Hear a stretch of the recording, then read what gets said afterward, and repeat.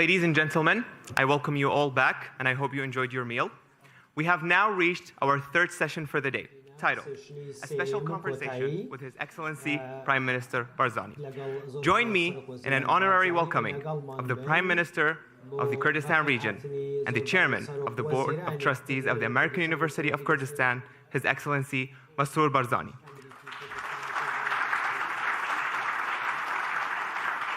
The session will be moderated by Dr. Karen Young. Your Excellency, Dr. Young, please kindly proceed to the panel. Thank you.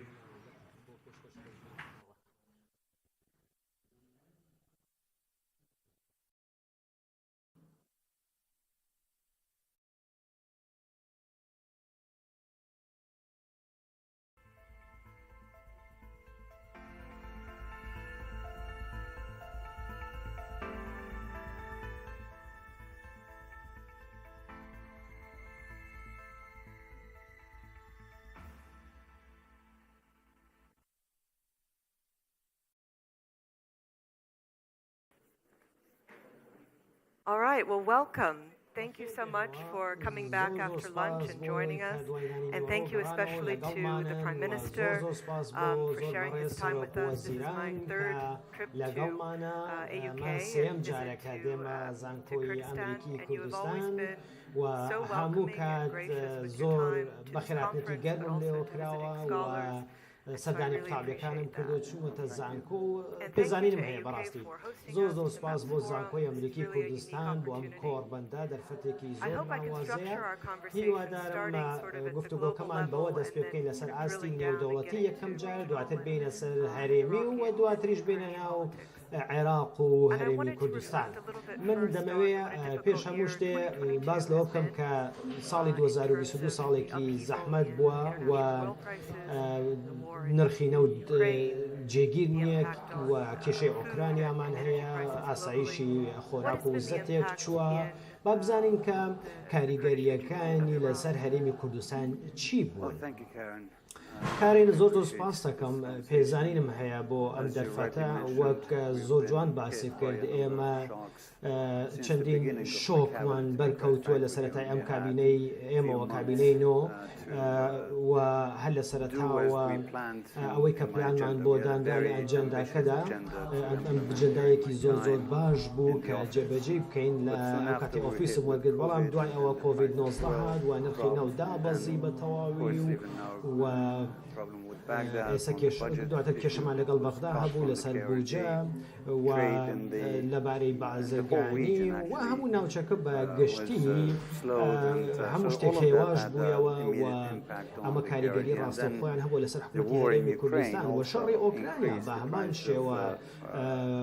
وای کرد کە نرخی نەوت بەرز بێتەوە و کێشەی خۆراک دروست بێت دەبوو ڕوبەڕووی ئەم ئالنگاریانە ببینەوە لە هەیە بکاتدا بۆیە هێشتا کار لەسەرەوە دەکەین ئەجەنداکەی خۆمان جێبەجێ بکەین کە بەڕاستی ئەجەندایەکی زۆر باشە واتە ئیدارەدانی قەیرانەکان لە یەک کاتدا لەگەڵ هەوڵ بدەی لە هەمان کاتدا دۆخی خۆمان باش بکەی چاکسازی بکەی پێم وابێ ئاسان نییە لە کاتێکی زەحمەتدا بەڵام زۆر سپاسی خەڵکی کوردستانەکەم کە زۆر پشودرێژ بوون لەگەڵمانە و لەگەڵ حکومەت پشودرێژ بوون و دەمێت زۆر سپاسی کەرتی تایبەت بکەم کە هاوکاری while we were really short in the federal budget and our revenues were declining, but none of that stopped us from being able to pay salaries and also to implement some of the projects that were important to people. So yes, it was a challenging time, but it was also an opportunity for us to look at where we could do better and how we could be more aggressive in doing the reforms. And we'll come back to some of those reforms you have underway, and particularly the budgetary processes. And I would also like to talk about opportunities, particularly in gas, but I think we'll get to that in a moment. I want to ask another sort of difficult question, which I think we should put up front on the big global issues, and that's Iran. Just as I've been here since Monday, we've had attacks on the Kurdistan regional government and the area. what is your response, and what should be the response from here and then from other partners? Our policy is very clear. It's always been clear that we in the KRG, and for that matter in all of Iraq, we have been asking to have best relations with our neighbors and to have those relations based on mutual respect and of not interferences.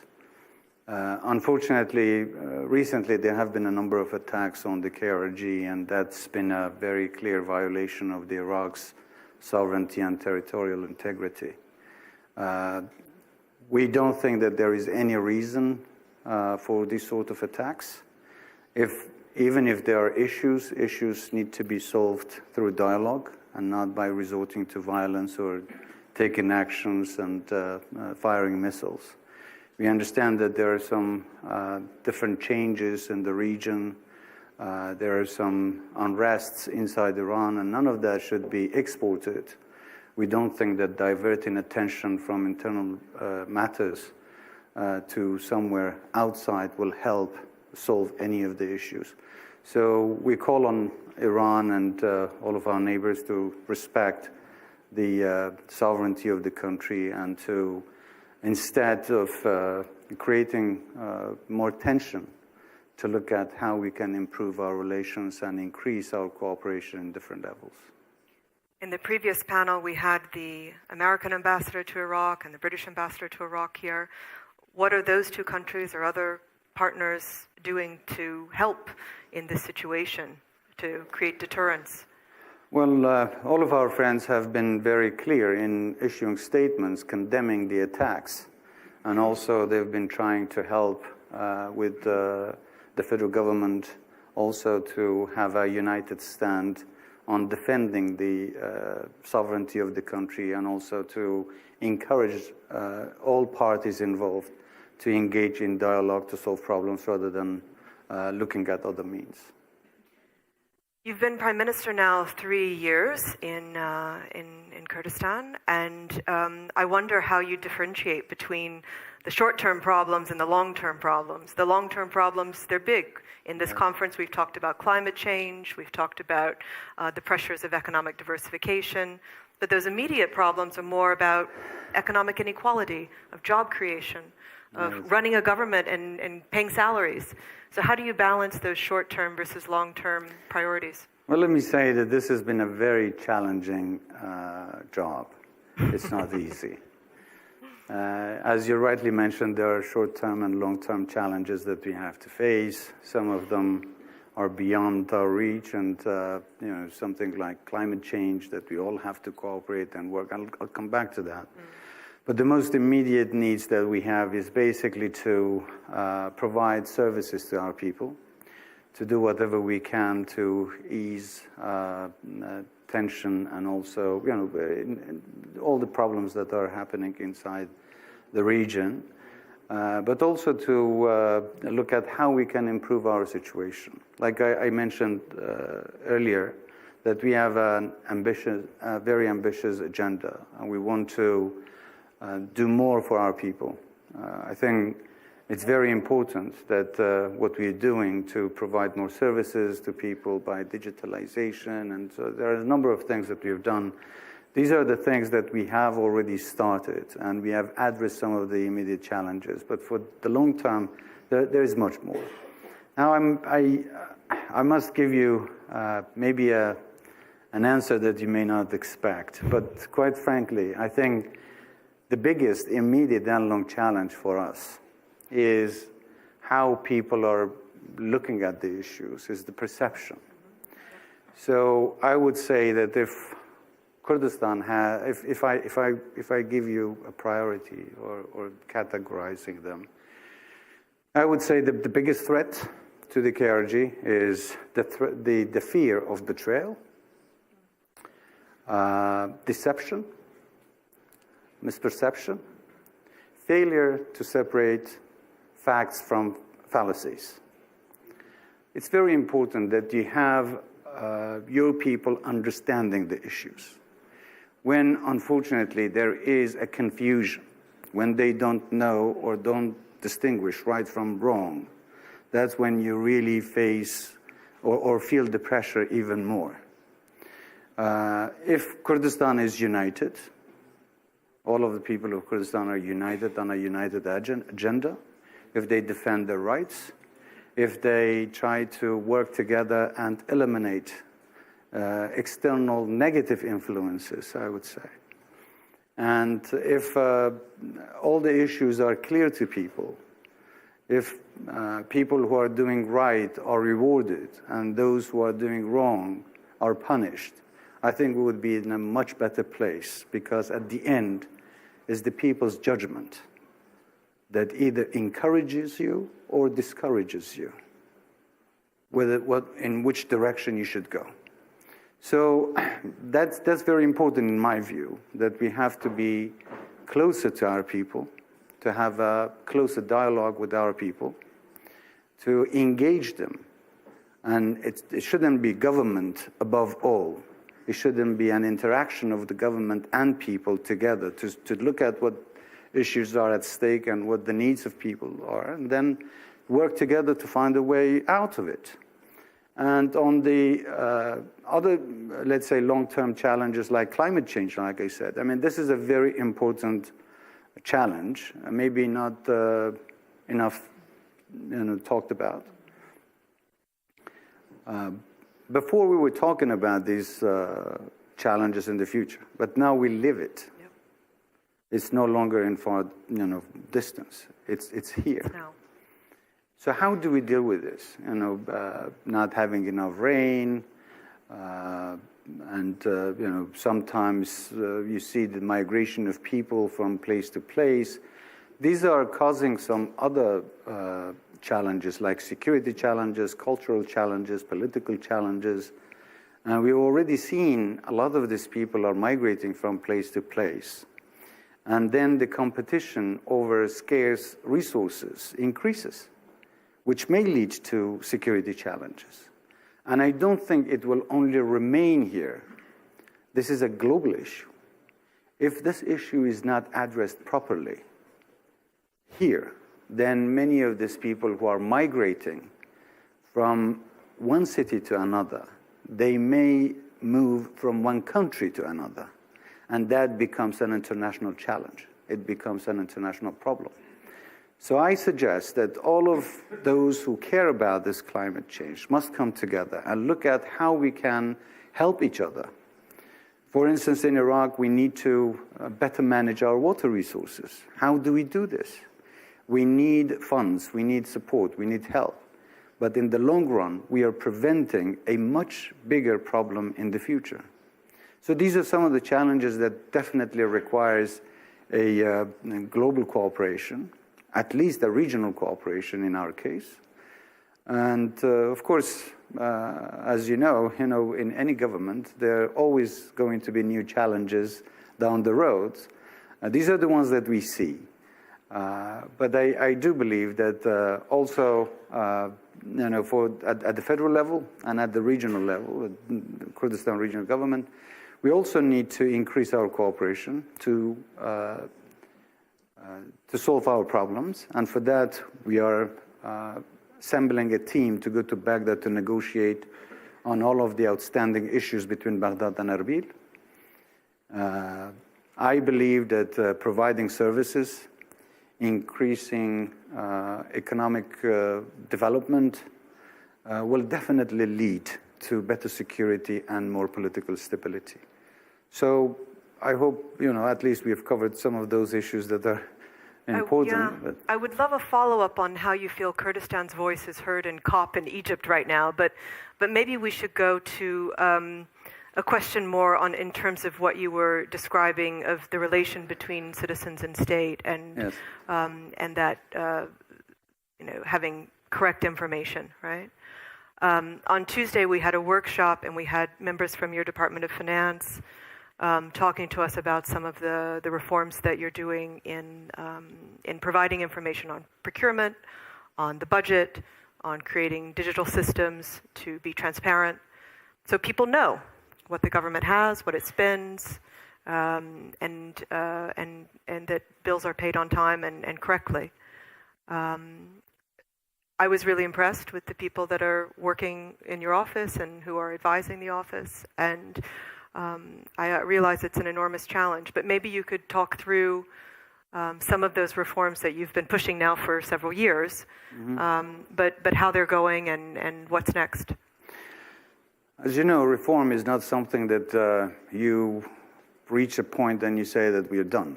It's an ongoing process. No matter how much you do, you still need to do more. So on one level, we have tried to diversify our economy as part of our reform so that we shouldn't just rely on one source of revenues.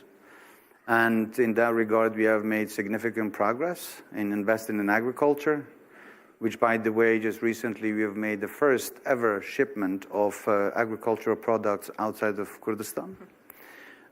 We've seen that many of our farmers are now investing more in agriculture, so that is helping increasing the non-oil revenues for us, which helps fund and support the rest of the reforms that we intend to do. On the other side, we have tried to do to cut the government's expenditures by basically doing the services online, and most of the procurements are online, so everybody sees what we are buying and for how much we're buying, and that really helps reduce corruption. It helps the government to be more in control. It helps better manage the expenses of the government, and also by digitalizing services, we are providing more opportunities for people to engage in a much faster way, in a much transparent way, and it requires a lot of investment and huge effort. We've started when we began this cabinet, we haven't seen all of the results yet. By the end of 2025, we are hoping to have a government which is paperless, and so. This is going to be a significant improvement in the way that we govern.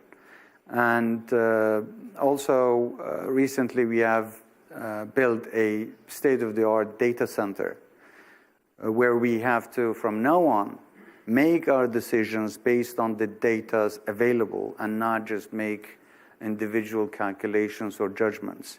This is all going to help. Of course, this is how we build the infrastructure for a better government in the future. We may not have all the results but I'm sure that in a very short time, you will see the positive, constructive impact of the reforms that we've started. And how do you deal with those who don't like that process? Well, as government, we have to be determined on doing what we believe is the best for people. At the end, the government is for the people, and it should be by the people.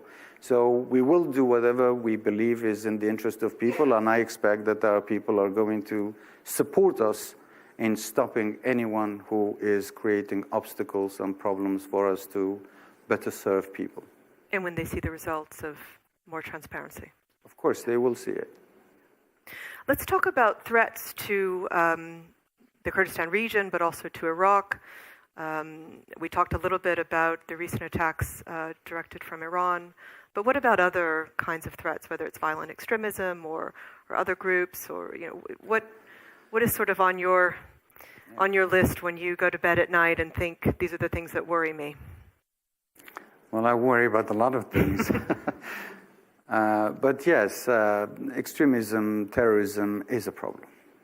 We still have ISIS as a main problem. We still have, let's say, other extremist ideologies as a problem. We still have groups that are basically outlaws and do not respond or are not responsible or act responsibly. Of course, these are all challenges that we have to deal with day by day. There are solutions that have been suggested. For instance, to deal with ISIS, there are some immediate solutions, which is the cooperation of intel services and the military to go after any potential targets of terrorists. But at the same time, we have to increase our cooperation, especially between the federal government and the Kurdistan region, to look at the areas where these terrorists are maneuvering, especially in the disputed territories. And for that, we have agreed with Baghdad to have some joint forces to go and fill the gap in those areas, to deny terrorists access to those areas where they recruit and where they operate, and also pose a threat to both civilians and government institutions. But I would go beyond that. Fighting terrorism and extremism is not only about military and intel operations. It requires government's help on increasing and, let's say, providing better services to people. By experience, we've seen that extremism grows where there is poverty, where there is injustice, where there is a lack of services. So it's the government's responsibility to provide better services to people, to improve economic conditions, which basically leads to more political stability and better security. And of course, there are other challenges on the border. As you know, there are ongoing problems between our neighbors and some of their oppositions and some of the groups, unfortunately, who do not respect the rule of law and the KRG or the Iraqi government. That requires a better cooperation to secure our borders, to also provide more security to those regions, and also to give more assurances to the neighboring countries, as we have said in the beginning, that we never intend and we never will be a source of threat to the security of any of our neighbors. I want to go back to the themes you just mentioned. I mean, the coordination with Baghdad on mutual threats, on sort of having a united front to those external sources, but also the kind of internal dynamic. On Tuesday, as part of our workshop, we had a delegation of young Iraqis from Baghdad and some from here in the Kurdistan region. And they talked about their perceptions of job creation, particularly in the energy sector, both in traditional oil and gas, but also in renewable energy. And it was interesting because, I think they were a little bit pessimistic on women's inclusion, but also very interested in the idea of the energy transition and what might happen here, good things that could happen here. So I wonder if you could just briefly talk a little bit about how your government and the federal government might find more areas of cooperation on either energy themes or job creation themes, particularly as it relates to young people. On the energy, of course, and we have the Constitution. And I know that earlier today there was a panel that talked about it. We have to implement the Constitution as it is. And responsibilities are very clear. Our rights are very clear. What we can do and what we are responsible, it's all stipulated in the Constitution. In general, I believe that Iraq and Kurdistan, for sure, shouldn't only rely on the oil and gas for a prosperous economy and a brighter future. That's why in the KRG, we have started to look at how we can diversify our economy by investing in other sectors like agriculture, industry, tourism, how to improve our education, our health centers. So that basically helps. But currently with the Iraqi government, of course, we've all seen the actions, I would say illegal actions that the federal government took against the KRG.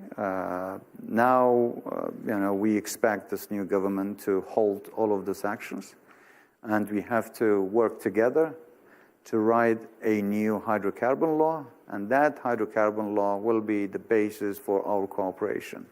Iraq has much more to offer than to fight over.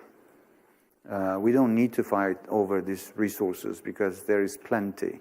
It's just about the management, how we are going to find a mechanism to better manage our resources, whether it's human resources or natural resources. But I am optimistic, and I have no reason to doubt that this new government will not come forward in helping writing a very good hydrocarbon law for the country. So I think that this is going to help in the energy sector, but we need to do much more than that.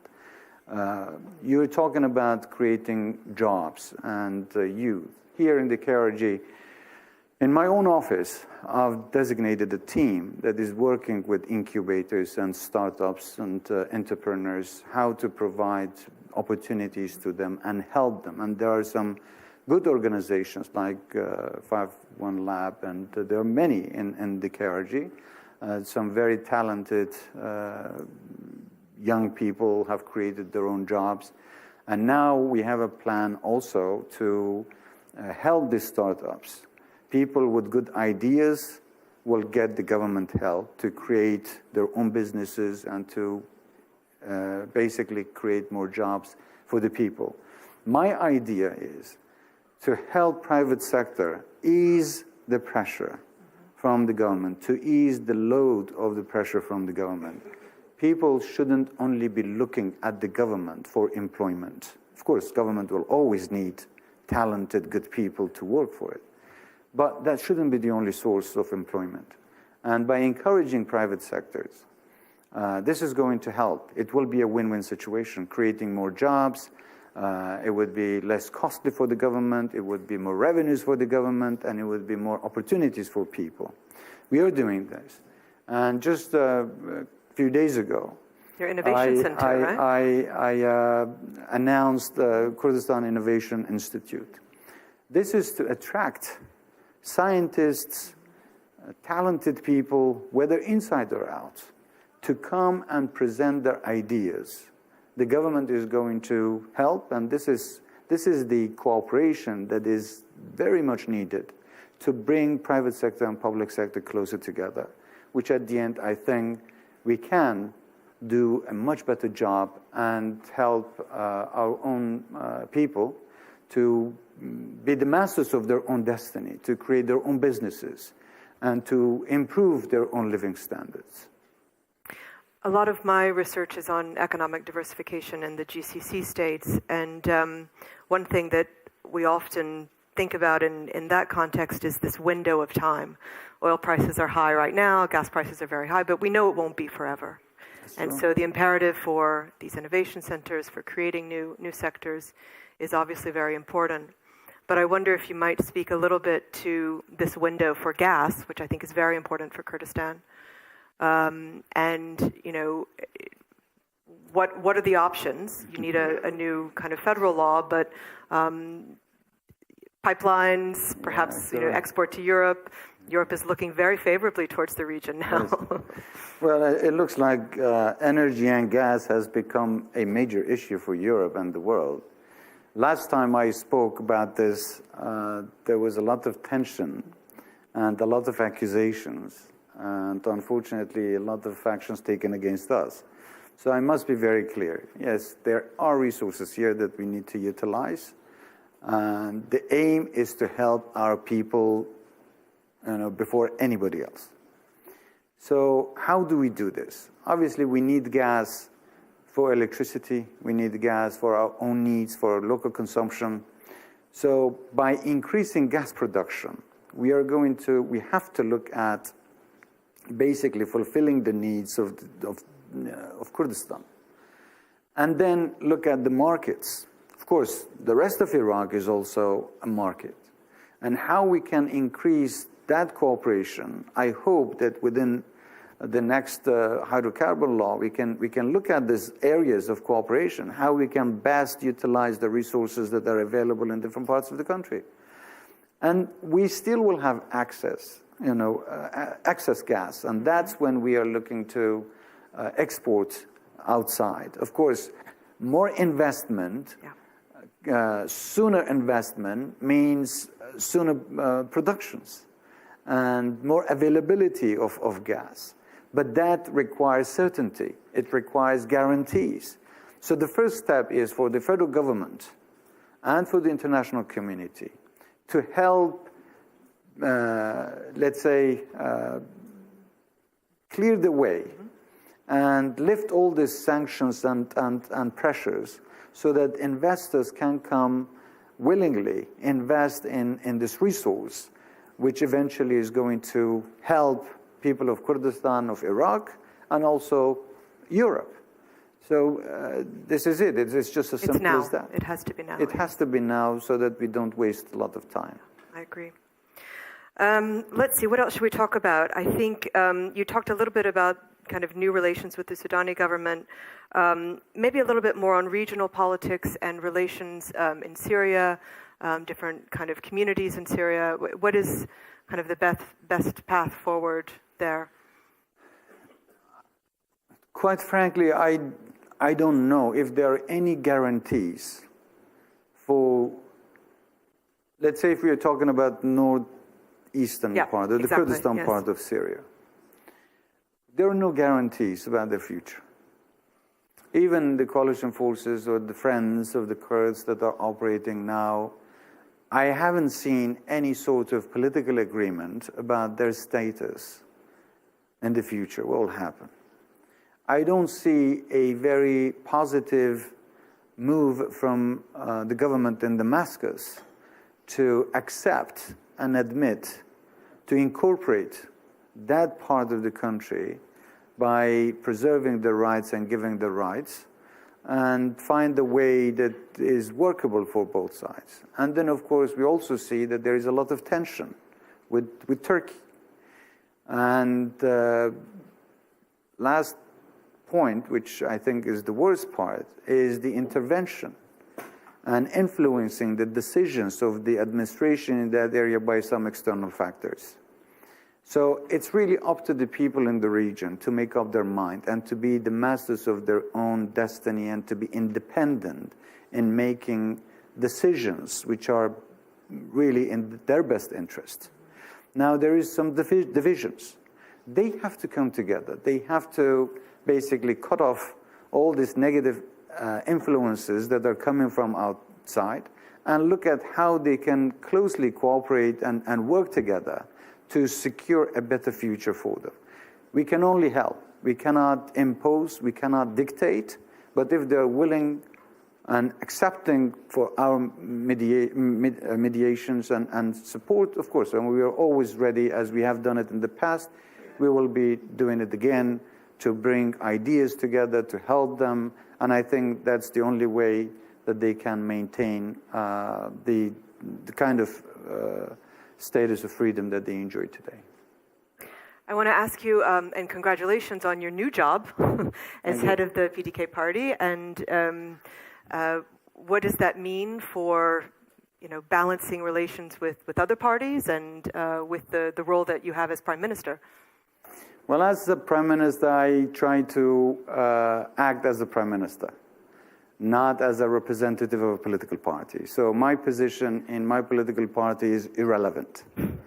I am the Prime Minister, and that's my job today. Thank you. But I must say that my party has been very supportive, regardless of who is where. But my party's policy is very clear. And my party's leadership and members have always been supportive and given me the support I need to do what is best for the interest of the entire people and not just my party. Excellent. I don't know if you'll take any audience questions, but it's up to you. If you like. But I want to ask one, kind of go back to global politics for a moment before we do that. Anything that you talk about in Washington these days is about this sort of great power competition. It's what we've talked about in this conference. How does that come to the Kurdistan region and the KRG specifically? The United States is accused in the Gulf states of making partners choose sides between the United States and China. Do you feel that pressure? Is that part of sort of the politics of the regional government or of the federal government? How is that playing out in the Iraqi context? You mean us choosing between friends of Iraq? Yeah. Well, when you're calling it friends, then you cannot really make a distinction. Friends are friends. So we are keeping equal distances with our friends. We would love to see all of our friends come and help us and support us. But we always remember those friends who came to our aid when we really needed them. Of course, they always, we hold them very dear to our hearts and we have closer relations. But we are not going to get in choosing between friends or sides. We cannot make that much difference anyway. And our situation really requires to have peace and to have best relations with anyone who is extending their hands of friendship to us. So anybody who wants to be our friend is welcome. And to develop the needs of the citizens, yeah. All right, well, if the Prime Minister agrees, we might take a couple of questions from the audience. We have a few minutes. Please. So many. The lady here had a question, and then let's take one from the gentleman here in the back.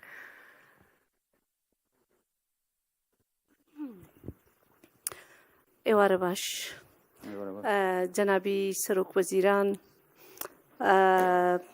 سێ ڕۆژە لێرە باسی ئاشتی و ئاسایش دەکەین طبعاً زۆر باسی سیاسەتمان کرد پرسی ئافرەت بە بۆچوونی من نە ئاشتی نە ئاسایش بەبێ حزورێکی چالاکی ئافرەت لە میدل ئیست کە یەکێکە لە فاکتەرەکانی دواکەوتن لەو ناوە دەستەبەر نابی جا پرسیارەکەی من ئەو پرسیارە دەمەوێت وەکو فێمینیستێک پرسیارێک لە جەنابت بکەم طبعاً جێگای دەستخۆشیە هەستمان کردیە وجودی ئافرەت لە کابینەکەی بەڕێستان چ وەکو وەکیل وەزیر چ وەکو بەرپرسی دەستەکان چ وەکو وەزیر لە هەرێمی کوردستان گەشەیەکی باشی بەخۆی وەدیتیە ئێمە کۆمەڵێک لە ئافرەتانی ناو حیزبە سیاسیەکانی کوردستان تقریباً لە دەورەی پێشووەوە خەریکی ئەوە بووین ئەو 30% کۆتایی کە بۆ پەرلەمانی کوردستان هەیە هەمان 30% بە قانونێک شۆڕ بکەینەوە لە ناو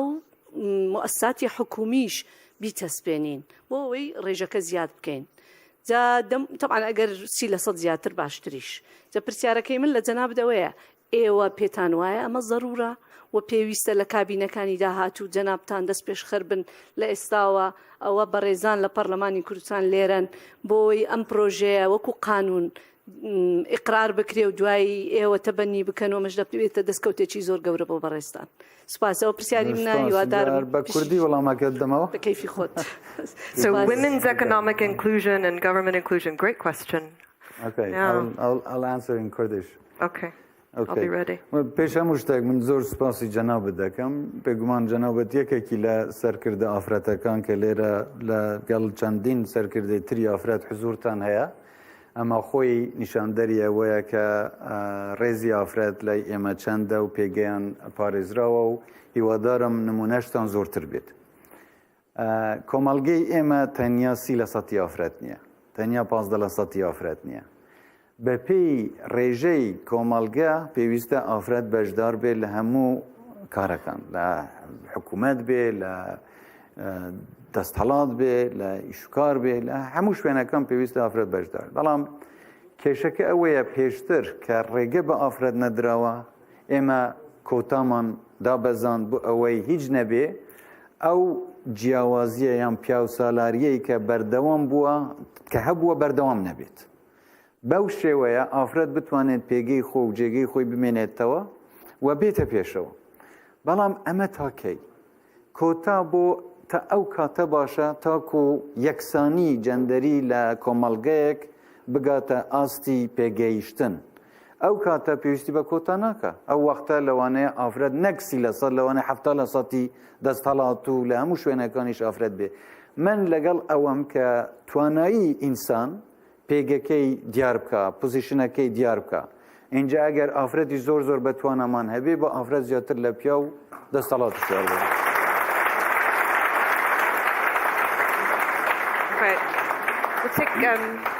We'll take a gentleman here on the right side, and how much time will you give us? I don't know. It's up to you. Okay, I'm your guest. We'll be here a long time then. Oh, I meant over there, but that's okay. You go ahead. That's okay. Okay, my name is Vladimir Vilgberg for Kurdistan 24. My question is, what's the guarantee for implementing the agreement signed by the political parties to form a new government? What would be the KRG stance if the deal is not honored again by Baghdad like in the past? And also another question I have about the environment. We see still a lot of littering, but there are not many policies to prevent it. So like Kurdistan, nature is destroyed by the littering. Do you have any plans to, for instance, implement policies so that water, for instance, is not spilled, that like there's punishments for littering in Kurdistan? Thank you. Yes, thank you. Of course, and we have an agreement with this government. I don't think it would be wise to now be suspicious of the intention of the government. So let's give it time. Let's not be doubtful. Let's see how things go, and then maybe we can answer your question if we don't see any improvement. But for now, I don't think it's wise to say anything. We have to really be confident that this relationship will improve and that the federal government will comply and honor the agreement that they have with us. On the issue of environment, there are some areas in Kurdistan that have been preserved. And of course, yes, we are doing everything we possibly can to support the environment. But this is not going to happen only by having police or special groups looking at how to maintain the environment or to keep the environment clean. It has to start from education. It has to start from the elementary schools. And people need to look at this as a culture of respecting the environment and keeping it clean. So if we can do it, I hope that our children can. Good answer. We'll take this one here. Yep, excellent. Okay. Thank you, Mr. Prime Minister. Okay. Thank you, Mr. Prime Minister Yervan Said from University of Kurdistan. I do care about the issue of inequality, especially economic equality. How do you address the issue of economic inequality in the Kurdistan region? If you live in Golden Triangle, you have water, you have electricity 24 hours.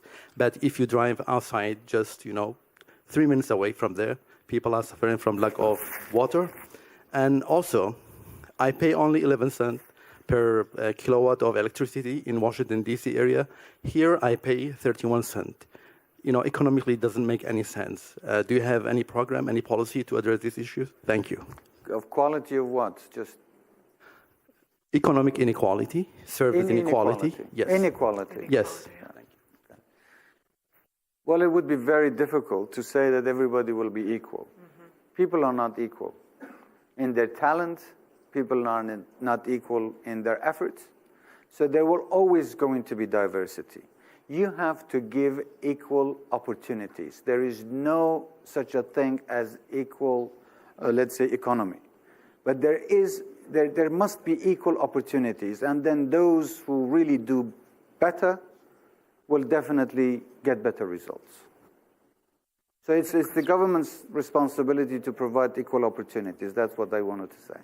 Yeah. Let's take the lady here in the back, and then maybe one more. Yeah? Okay. Okay, yes, I forgot about you. I'm sorry. Keep going. The lady in the white shirt. Keep going. There you are. Troublemaker. Amrin Zaman, Al Monitor. Russia is a very big investor in the energy sector in this country and also in Iraqi Kurdistan. Given the situation in Ukraine, all the sanctions that have been imposed on Russia, are you concerned going forward that this large Russian presence can become something of a problem for you? Is that raised to you by your Western American partners in your private conversations with them? Thank you. Thank you, Amberin. You always have to ask difficult questions. But to be honest, no. Because we have complied with the sanction regimes, and we don't think that there has been any violation of these sanctions in Kurdistan by the Russian investments. So we are doing everything according to what everybody else is doing. But we don't see any problem. All right, last one. Gentleman here was very patient, down towards the front, third row from the front. Yeah. Thank you. thanks to the organizers that have been here for the last 3 days. And my name is Muhammad Ali Taha, former member of parliament. I'm missing something in terms of building peace and security, which is the media effect. Majority of the political top decision makers in Iraq and Kurdistan, they own their own media, which is fine. But one of the problems is that these media channels, they carry out the agenda of their owners. And these agendas sometimes clash. And that's the problem when it comes to the escalation of the conflict. And that's the problem when it comes to the role that media can play to help security and to help peace happen. What are we doing to prevent that negative media effect? Thank you for this question. I don't think we should do anything. Let me tell you why. I think there is too many politicians and too many diverse ideas and personalities and political parties. So everyone representing a certain view, it means that you're basically covering up a range of different views in the society. So why limit them? Let them just go and say whatever they want. One more? It says we can have one more, so we'll let this lady in the middle who's waving. Thank you. سعادة دولة رئيس الوزراء، اسمح لي من أن أتكلم بالعربية. تفضلي. المحترم مسرور البرزاني، ما مدى متابعتكم واهتمامكم بتنفيذ اتفاقية سنجار؟ وما هي الضمانات التي تعطونها للإيزيديين بأن العودة ستكون قريبة وآمنة؟ أليس من المخجل على الحكومتين العراقية والكردستانية بأن تعيش أقلية دينية مسالمة غير تبشيرية لمدة 8 سنوات في مخيمات غير صالحة للعيش البشري؟ Shall I answer you in English or in Kurdish? My Arabic is not very good. In English? Okay. Thank you. Okay. Well, first of all, thank you for this question. We have this agreement with the federal government, and it's not the fault of the KRG that the agreement wasn't implemented. It was mainly the federal government that did not implement the agreement. There were some factors that challenged the rule of the federal government or the authority of the federal government. There are some elements present in Sinjar that are not allowing this agreement to be implemented on the ground. So we do have an agreement with this new government that a Sinjar agreement must be implemented. So we have to wait, like I answered in the previous question. We must give it the chance. We must wait and see if this government is also coming and will comply and will honor the agreement that they have. On the second part of your question, I think it's shame on the federal government, not on the KRG. And let me tell you why. These people have fled from areas under the control of the federal government and came and sought shelter in the KRG. So it's the KRG that provided them where everywhere else denied them security and having a decent life. Instead of praising the KRG, I'm very surprised that you say that you put them both on the same category. People have fled from other parts of the country. They've come to the KRG, and the KRG is the one that provided them shelter, provided them security, provided them a decent life. I know that living in camps is not easy. And again, it was the rule of the federal government to pay for the camps from the sovereign expenditures. But unfortunately, they did not. And despite the fact that the federal government cut the budget from the KRG hosted about 2 million IDPs and refugees from other parts of Iraq and also from Syria. So we basically shared whatever we had, and we opened our doors, and we embraced people in need, and we will continue for as long as it takes until they go back to their homes when they have decent life, security, shelter, and services. And we will do everything we can with the federal government to provide such conditions for them to return. But until then, they're welcome to stay with us. Thank you. Well, please let me thank you, Prime Minister, for your graciousness in supporting this conference, for your openness to dialogue and questions from journalists and our audience. It is really important and it means a lot, and thank you for taking the time. Thank you. Thank you, everyone, for participating. I think we have a little bit of a break now, but we've taken an hour, which is what we promised. So thank you so much. Thank you. Thank you.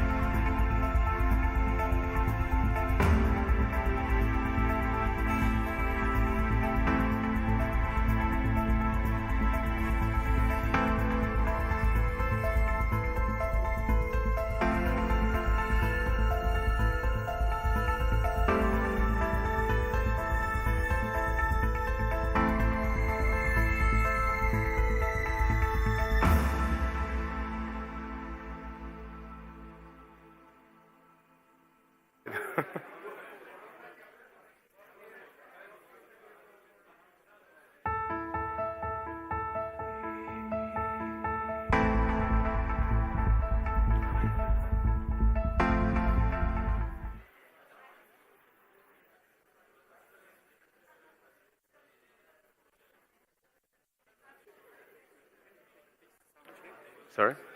Would you like me to say something? Yeah, do you hear me well? Okay.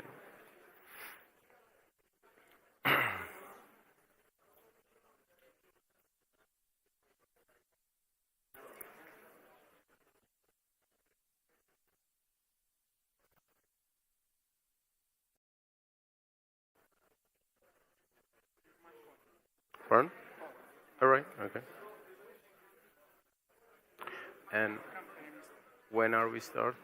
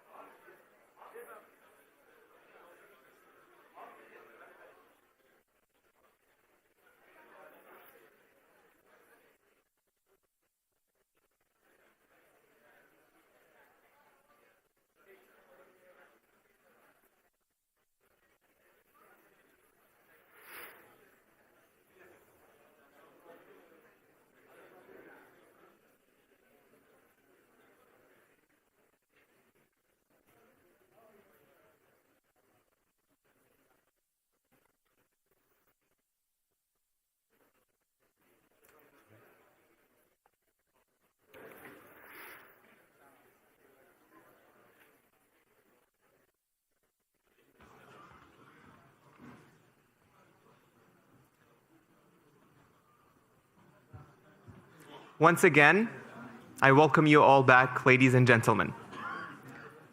For our last but definitely not least session of the day, session 4, titled, Restoring Order in the Region, Are External Actors Part of the Solution?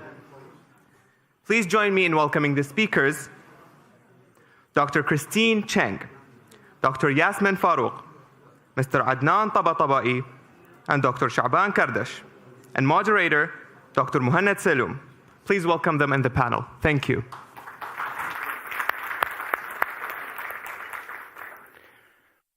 Welcome again, and thank you for attending our last session of today, and indeed the last session of MEPS conference. So we're going to try to answer the question if external actors are part of the solution and in terms of restoring order in the region. When I talked to my panelists earlier yesterday, we started discussing first the notion of external, and we figured out soon that actually there are different views what constitutes external. I remember yesterday Dr. Abdullah Ba'aboud, I'm not sure if he's here, he mentioned that it depends on where you start, where you stand. And indeed, what external means could mean different things to different states. And I can cite different examples. If we look at the region, the Arab states, GCC, maybe they look at Turkey and Iran in different terms, and vice versa. Do we see, does Turkey sees itself as an external or internal actor in the region? Let alone talking about the great powers. I think one of our colleagues just yesterday contested the very idea what constitutes a great power. Today we're going to start with Mr. Adnan, and he's going to set the stage, trying to answer the question, are they part of the solution? And then his fellow panelists. So please go ahead. Dear Muhannad, and even though others have already done so, I would also like to join in thanking the entire team of the American University of Kurdistan. I would also like to thank every single student here. I would also like to thank this wonderful, intimidating first row, and Prime Minister for being here, dedicating so much time to this conference. That's really great. And since we are in an academic building, what I would like to highlight first, and that goes because we are in such a difficult discursive realm, I think what is important is that as researchers and scholars, we have to always fight for the right to give assessments that are not turned into our preference, but that we at all times make the point that through our research methodology, we come to assessments or analysis or theses that might not be popular, but might be something that we assess as being realistic or closer to what our research has produced. So this is a little point that I would like to start with. From that point of departure, when it comes to, let's broadly speak about Europe, then we can later discuss whether we speak about the European Union, whether we speak about the E3. But in general, Europe as a region which is considered external to the Middle East, whether it is part of the solution or part of the problem, I think that what I would like to make as a first point is the interdependence between Europe and the Middle East due to the proximity is so high that there is no luxury on either side to say in the Middle East we will solve all our problems without Europe, and that in Europe people would say Middle Eastern problems are none of our business. The interdependence is, in my view, simply too high. And this, just to give you brief examples, in Middle Eastern countries, send my greetings to your colleague. In the Middle East, know-how, high-tech coming from Europe, these things are needed. I'm not saying that human resources and other resources are absent in the Middle East. They really aren't. I personally have had the pleasure, also in these past 2 days, to meet so brilliant minds. The human resources really exist, and still there can be a way of partnering up with European interlocutors, with European partners in making these resources flourish. And at the same time, we know that Europe needs energy security, needs other arrangements with Middle Eastern countries to develop its own economies further by exploring the markets of our region. But there are also, of course, all these threats emanating from our region, being migration, being terrorism, and as much as we dislike that this is how Europe views this region, this is a reality that the European calculus towards our region always puts in a very prominent way.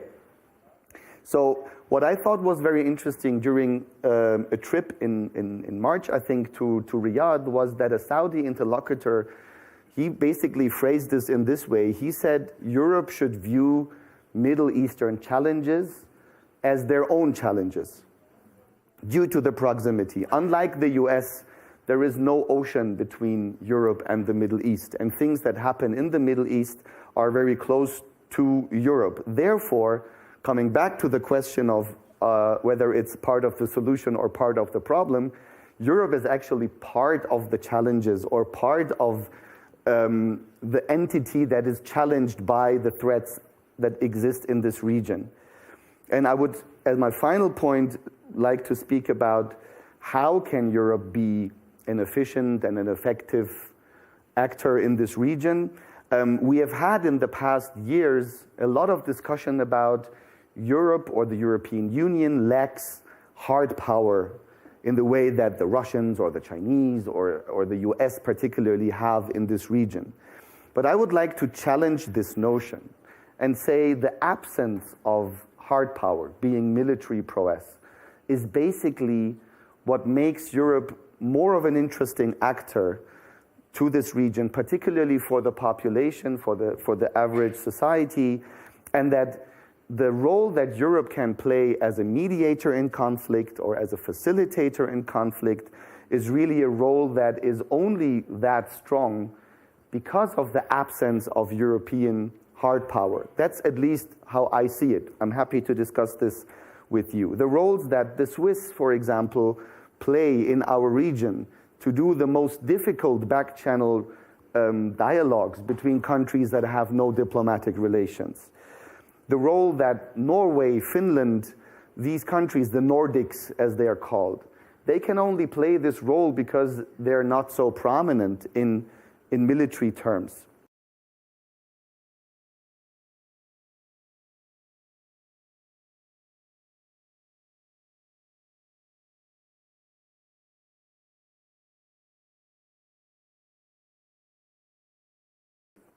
And I would really close by saying, exploring how this can be, in fact, turned into a symbiotic relationship between what this region needs from Europe and what Europe needs from this region is absolutely key. And I would really highlight with my closing sentence that there is no way either side, neither Europe nor the Middle East, can afford having continuous relations.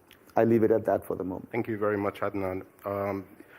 Europe actually has tried, and the European Union, some European countries have tried to have a role in the region, and we can see examples in Lebanon, in Syria, and most recently, I think, in Baghdad conference. So they have tried. Maybe we can later discuss the challenges facing Europe, and you highlighted that the absence of hard power could actually well work for the Europeans. Now I would move on to Yasmin, and if you could have your contribution. Let me start by thanking you very much for inviting me here. It's my first time here, and I hope it won't be the last after I say my comments. Second thing, thank you very much, and thank you, Your Excellency, for being here. It's really gracious of you to be here until the very last panel. And thank you for providing a safe space to speak in this region. It's very rare. It's getting even, the space is getting tighter. So this is kind of a heaven that I really hope will continue to be this way. And thank you also for putting the people at the center of your narrative and of your answers earlier.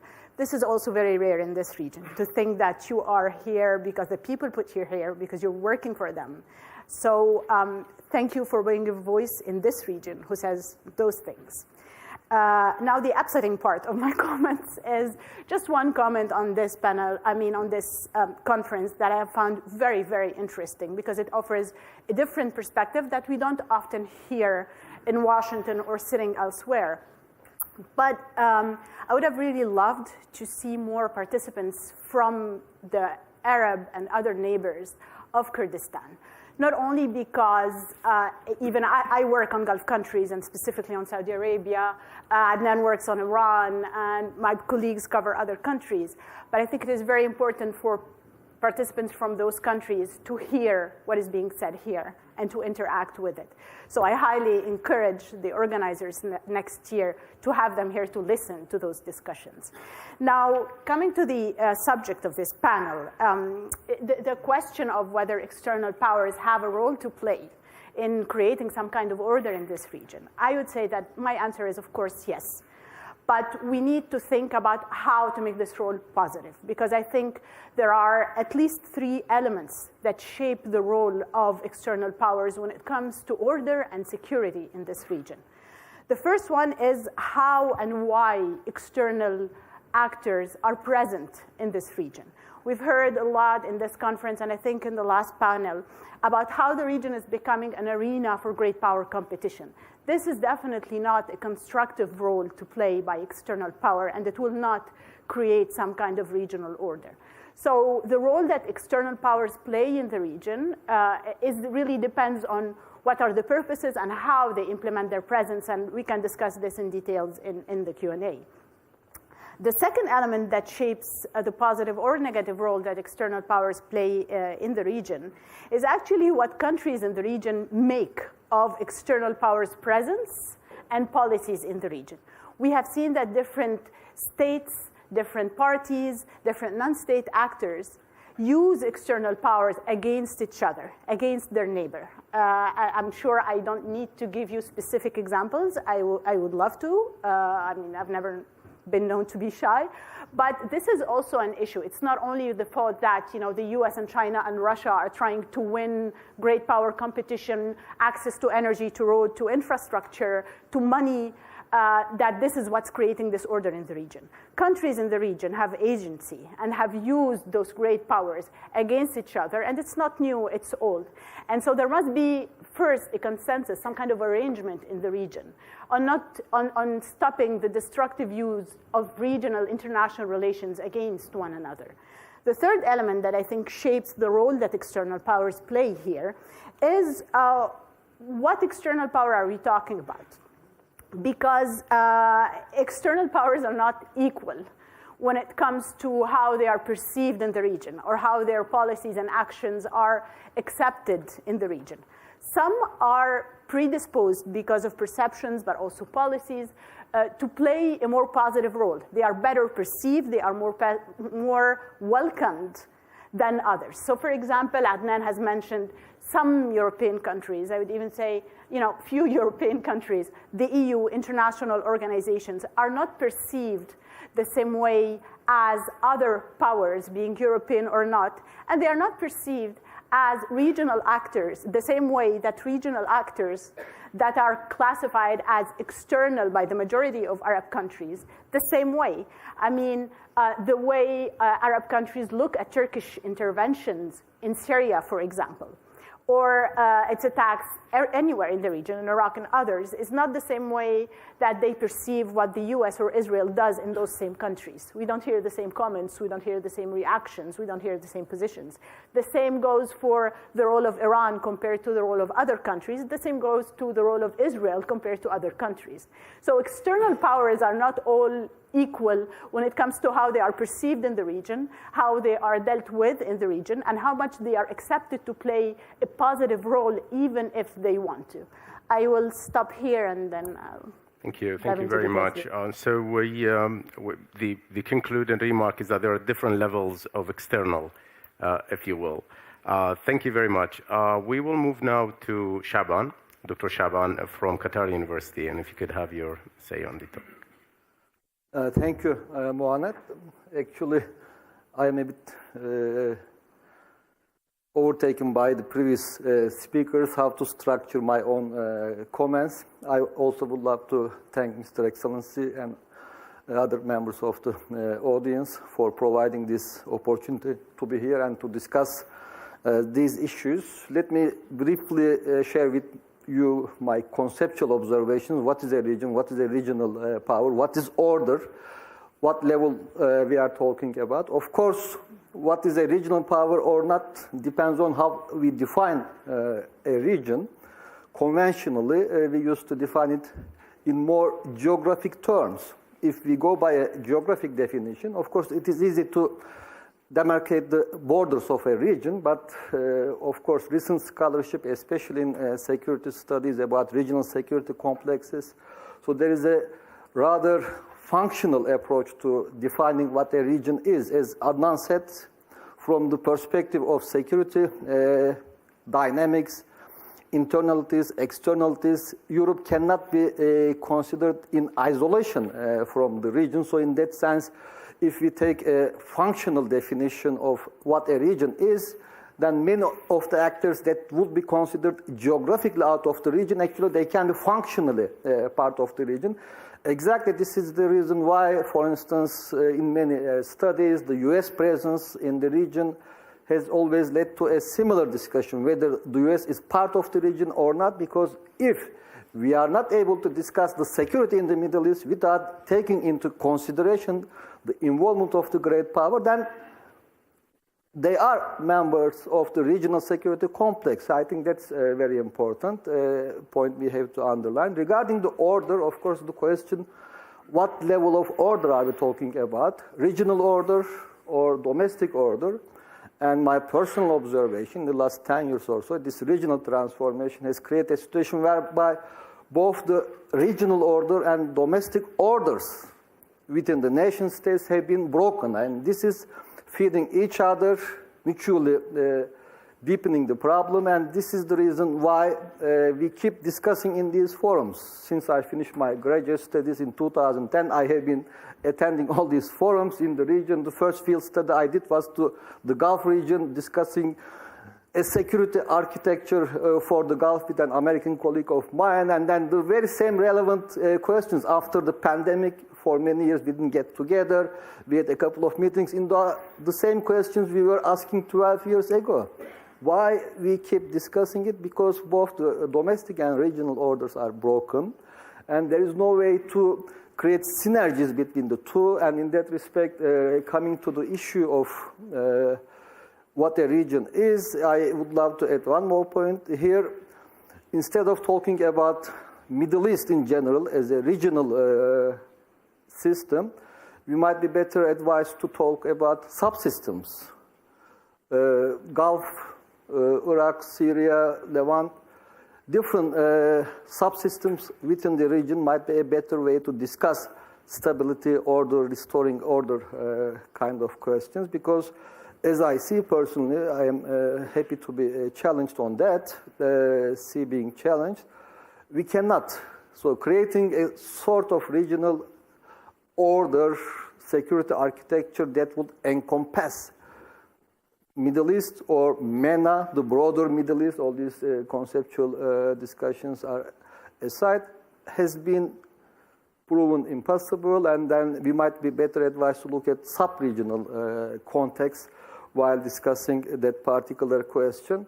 The last point before further round of discussions about the role of the external powers, yes, theoretically they can be constructive, but again, maybe from a Turkish perspective as well, the way it has unfolded, the reason why we are confronted with the situation of broken domestic orders versus the regional order at large has been because of the external involvement of the extra-regional powers, the damaging impact of the American interventions, it's there. And when it comes to the issue of what Adnan talked about, potential EU role or European role in especially establishing domestic orders, domestic political transformation, social transformation, it has been a failure. Even before the Arab Spring, we know the discussions about EU's role in the Mediterranean, North Africa, democracy promotion policies, so on and so forth. When it comes to European involvement in the Palestine question, so on and so forth, yes, soft power, not having the military muscles are advantage, but at the end of the day, when they were confronted by Israel's harsh policies, they couldn't do any much. So in that sense, unfortunately, I have to conclude with a kind of pessimistic view. In terms of the military order, the extra-regional involvement has been quite damaging. It has created a lot of loopholes, security vacuums in the region, and in terms of the positive role that they could play, they haven't been able to. We can debate it in the next round, but the main concern I have regarding that kind of extra-regional involvement has been the kind of short-sightedness, the short attention span look at the discussions about the potential international community role in the rebuilding of Iraq, Syria, Libya. Like last year, 1.5 years ago, the entire discussion was about how to oversee the political transition process in Syria. It is completely, Syria, Libya, and it's completely forgotten. So the international community's attention span and short-sightedness and being driven by their essential security needs rather than the needs of the region, these are hampering potential roles that Adnan had highlighted in terms of what they can play. Thank you very much, Shaban. So now we have suggestions from Shaban that maybe we should look also on the domestic and sub-regional context that could help maybe frame the answer to the question. But overall, I think the answer is yes, but how and when? And that we would discuss that a bit further when it comes to questions. Actually, there are other topics and other issues in the region and interference. So we talked about the great powers. We talked also about regional powers, and regional powers are viewed differently. Their interference or intervention in the region is viewed differently, as I started earlier. But if we look also at the Russian intervention in Syria, that could also be very helpful in the discussion later on. Now I will move on to Dr. Christine to probably give us a slightly different perspective on the topic. Please. Thank you, Dr. Muhammad. Thank you to everybody for having me here. I am, just so that people know where I'm coming from, I'm from the UK, sort of, and also Canadian-born. So I'm coming at this from a very different perspective as somebody who usually studies Africa. So some of my comments will come in that kind of light. And the first thing that I want to say is thank you for having me. It's been an absolutely delightful 3 days. I've learned so much as somebody who doesn't study the region. So some of my remarks are coming from that kind of perspective. Thank you so much to the Prime Minister for inviting us and for giving us the space to speak freely. The comment that you made in particular about the media, I thought was beautiful. And I was so heartened to hear the applause in the room, appreciating where you were coming from there. And I hope this place remains a space for academic freedom and for people to ask very hard questions. To the extent that you give people that space to ask those questions, you will get better answers every single day. So thank you for that and for creating the space for everybody to speak freely, especially the women in the room. So I wanted to tackle the question more directly, and it was up on the board a second ago. So the question specifically is restoring order, right? Are external actors part of the solution? And I want to go back to the very first bit of the question, which is restoring order. So my colleague over there, Dr. Shaban, was talking about order at lots of different levels. But I would ask a different kind of question. What kind of order do you want? And I really want you to all to sit with that and think about what kind of order do you want, right? And part of the presumption here is you want a restoration to the old order, maybe the pre-2003 order, maybe a pre-1991 order. I don't think the students in the room want that kind of order. And from the many conversations that I've had with people in the room, outside of the room, all sorts of people, the activists, the students, even the politicians, I think, the answer to that looks like it should go back to the people, right? And we heard it in the questions today. I am worried about corruption. I am worried about poverty. I'm worried about inequality. I'm worried about a different set of things than you think I am worried about, right? So I want us to go back to those kinds of questions. And I also say this in light of the fact that I think Kurdistan has been a huge success. And this is where the comparative perspective comes in, right? So I sit and look at other places in the world where there's also been a lot of interference, but you've made a remarkable success out of it. And I think it's so easy to get caught up in all of the problems of your day-to-day that you forget the forest for the trees because it looks so bad sometimes, and you think you're just fighting all the time with each other.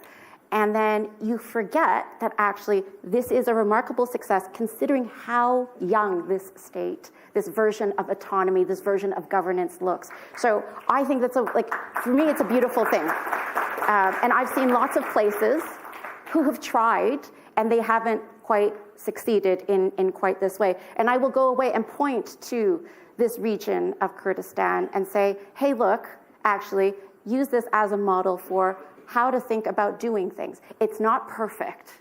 There's a lot to fix, but this is actually a pretty good start. Now comes the hard part, right? What do you want to do about it?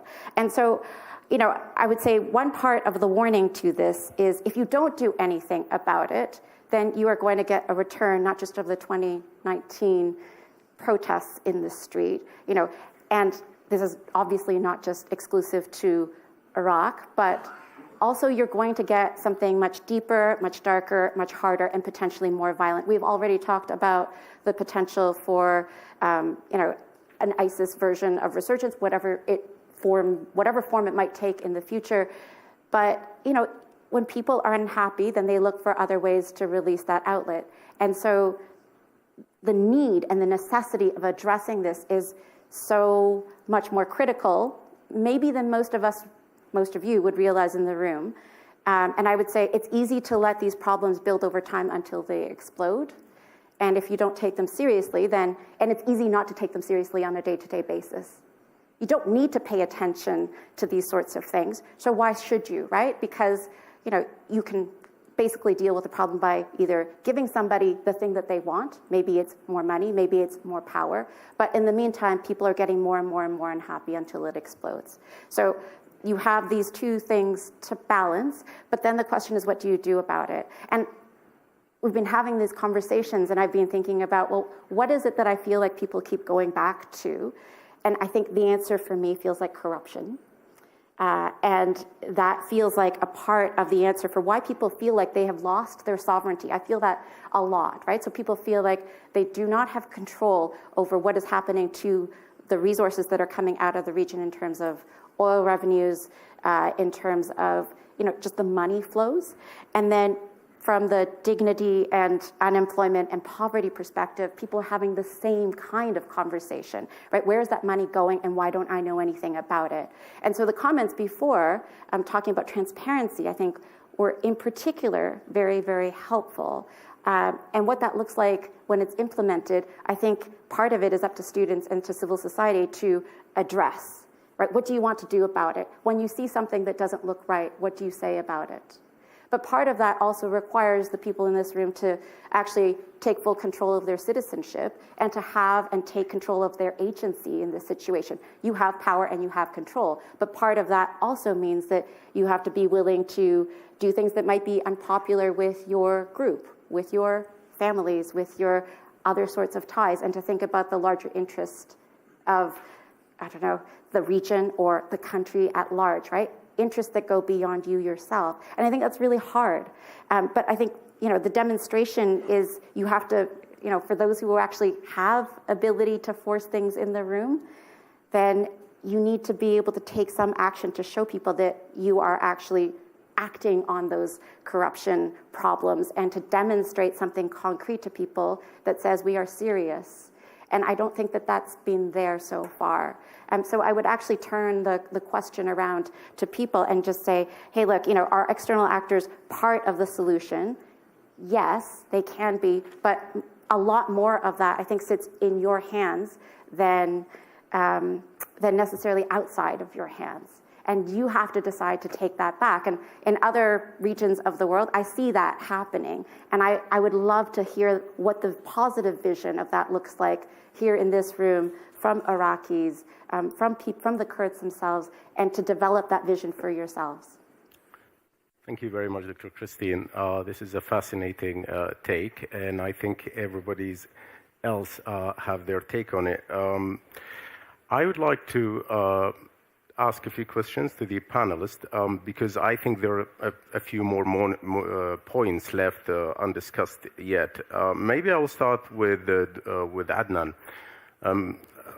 You talked about the European Union potential role in the Middle East. They can intervene, but you also probably indirectly mentioned that there are challenges to that. And I also mentioned earlier that they have tried and they have not been very successful so far. So if you want to list a few of the main challenges facing European intervention in the if you like, positive intervention in the region. How would you put that? Yeah, I will try. I think if we think about, let's focus it on the European Union as a political entity for the moment, to speak about something specific. What I always thought was interesting in exchanges with Iraqi interlocutors is that, on the one hand, I've heard a lot from Iraqi interlocutors that the EU is active in Iraq and that the EU-Iraq strategic partnership document has opened a lot of avenues for cooperation here in Iraq. But I also heard a lot from Iraqi interlocutors that the EU is not active enough in promoting its own role, in presenting its own accomplishments in Iraq and also to the world about what the EU has done for Iraq. But it's rather this very reluctant way of not speaking too much about what the EU is doing.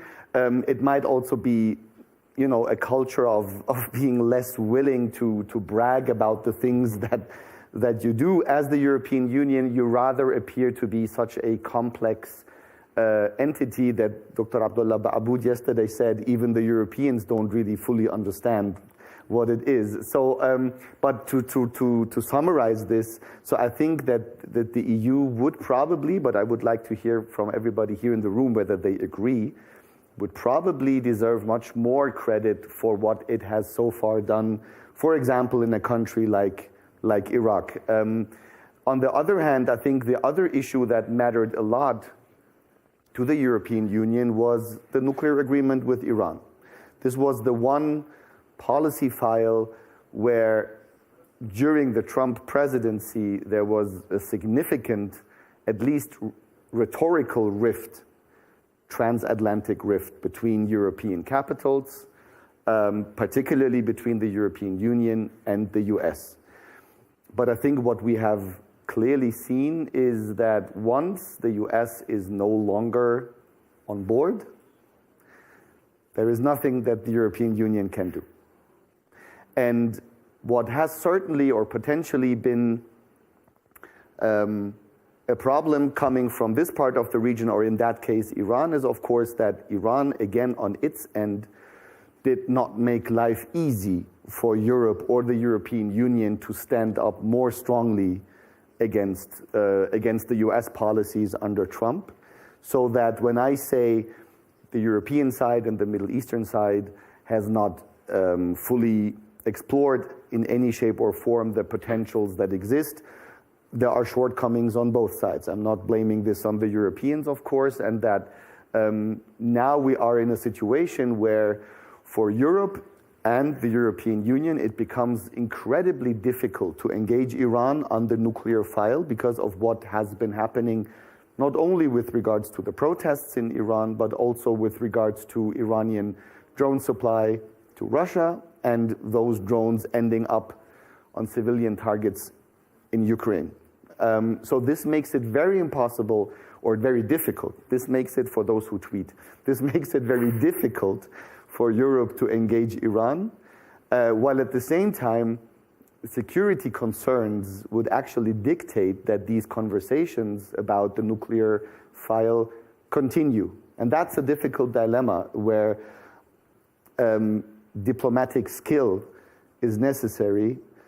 And final thought, diplomatic skill might or is often necessary when it is not very popular to show that diplomatic skill. The domestic scene in Europe is demanding from Europe to cut relations with Iran because of what's happening in Iran.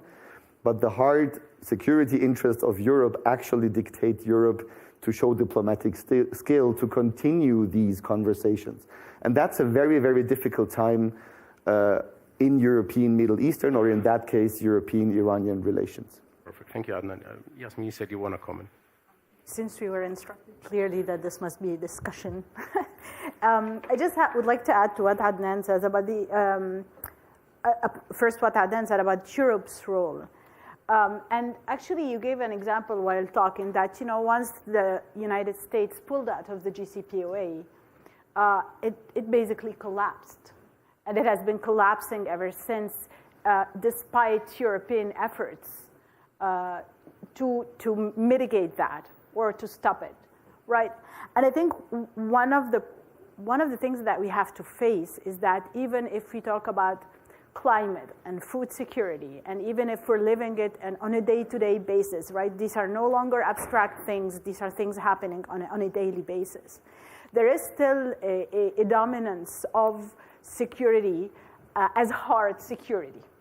And hence, countries choose partners and allies that can provide hard security first, rather than partners that provide the security that is actually needed for this region to be stable. And this goes back to what Christine has said, that if it were for the people of the region, they wouldn't have chosen the external partners that sell the best weapons or the most advanced weapons. They would have chosen the partners that, as again she said, that make this regional order about fighting corruption, about dignity, about equality, about social justice, and so on and so forth. And the problem, as I see it, to be very honest, with Europe is exactly that it is not perceived as a hard security partner, at least as a European Union, because individual European states are on the hard security market in the region, right? Countries like France, like the UK, like Germany, even Sweden, that plays a very active role in mediation, is also, sells arms. And so I think that we should not say that because an actor does not show teeth, does not really get hands dirty in hard security, then it's a good actor. It will not be empowered by the countries in those regions because they still put their hard security first, and for good reasons. I mean, we're sitting in Erbil and flights, we're sitting in The Hague, but flights to Erbil have been canceled because it was attacked. So it is important, but it is something to reckon with. The second comment, very, very briefly, is on what my colleague said about the sub-regions, and this is a debate that has been going on forever in this region, whether it would be better to think of this region as the Arab states or the Middle East or the extended or greater Middle East, whatever you may call it. And honestly, I mean, if you look at the GCC, yes, it has been one of the most efficient and surviving regional organizations, and one of the main arguments that is used is because it is sub-regional, right? But think of what happens when you enlarge that to countries that have different positions on issues that are very critical to escalation, stability, or instability in the region, right? So think about, a security architecture that doesn't only include powerful countries that seek escalation or that see no solution to the tense relationship with Iran. What happens if you add to them other countries that perceive things differently, like Iraq? That, and we've seen this at the Baghdad conference and with the mediation, right? A country that says, okay, we don't need confrontation, we cannot change the region. The Saudi authorities, by the way, always say this. Iran is always going to be there. I mean, it's not going anywhere. But I think there are some merits, sometimes, to enlarging our conception of the region, because it dilutes some of the most aggressive, sometimes, impulses. But it also has its downside, of course. Thank you, Yasmin. I have a harder question for you. So looking at the... I think I've spoken enough. So looking at the region and how we already agreed that there are different levels of external, but also our region is complex, feel like. The situation here is a bit complicated, or we like to think it is unique in that sense. So where does Israel fit in this internal-external scenario?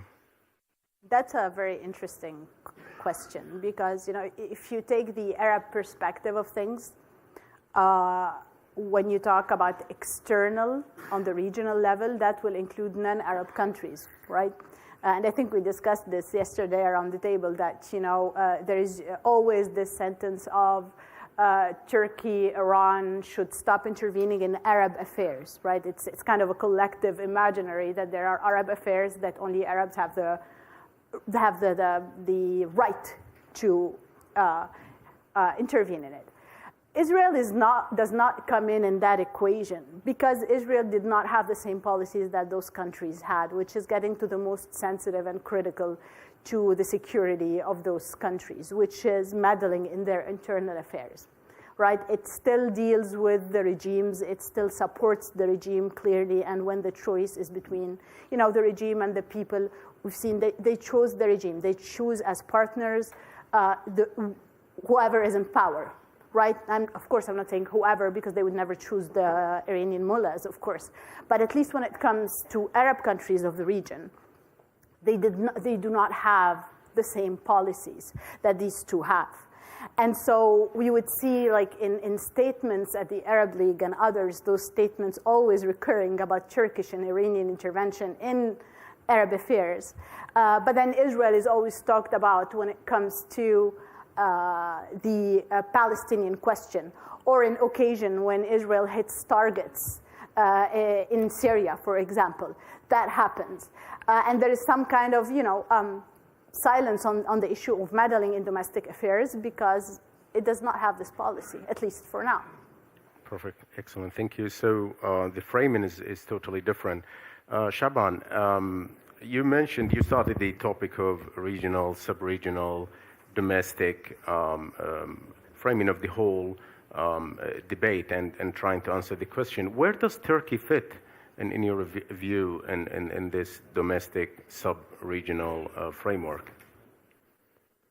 Turkey is part of the region, but of course Turkey is a unique regional power in the sense that it is a regional power in the sense that it is at the same time part of different regional realities, different regional contexts.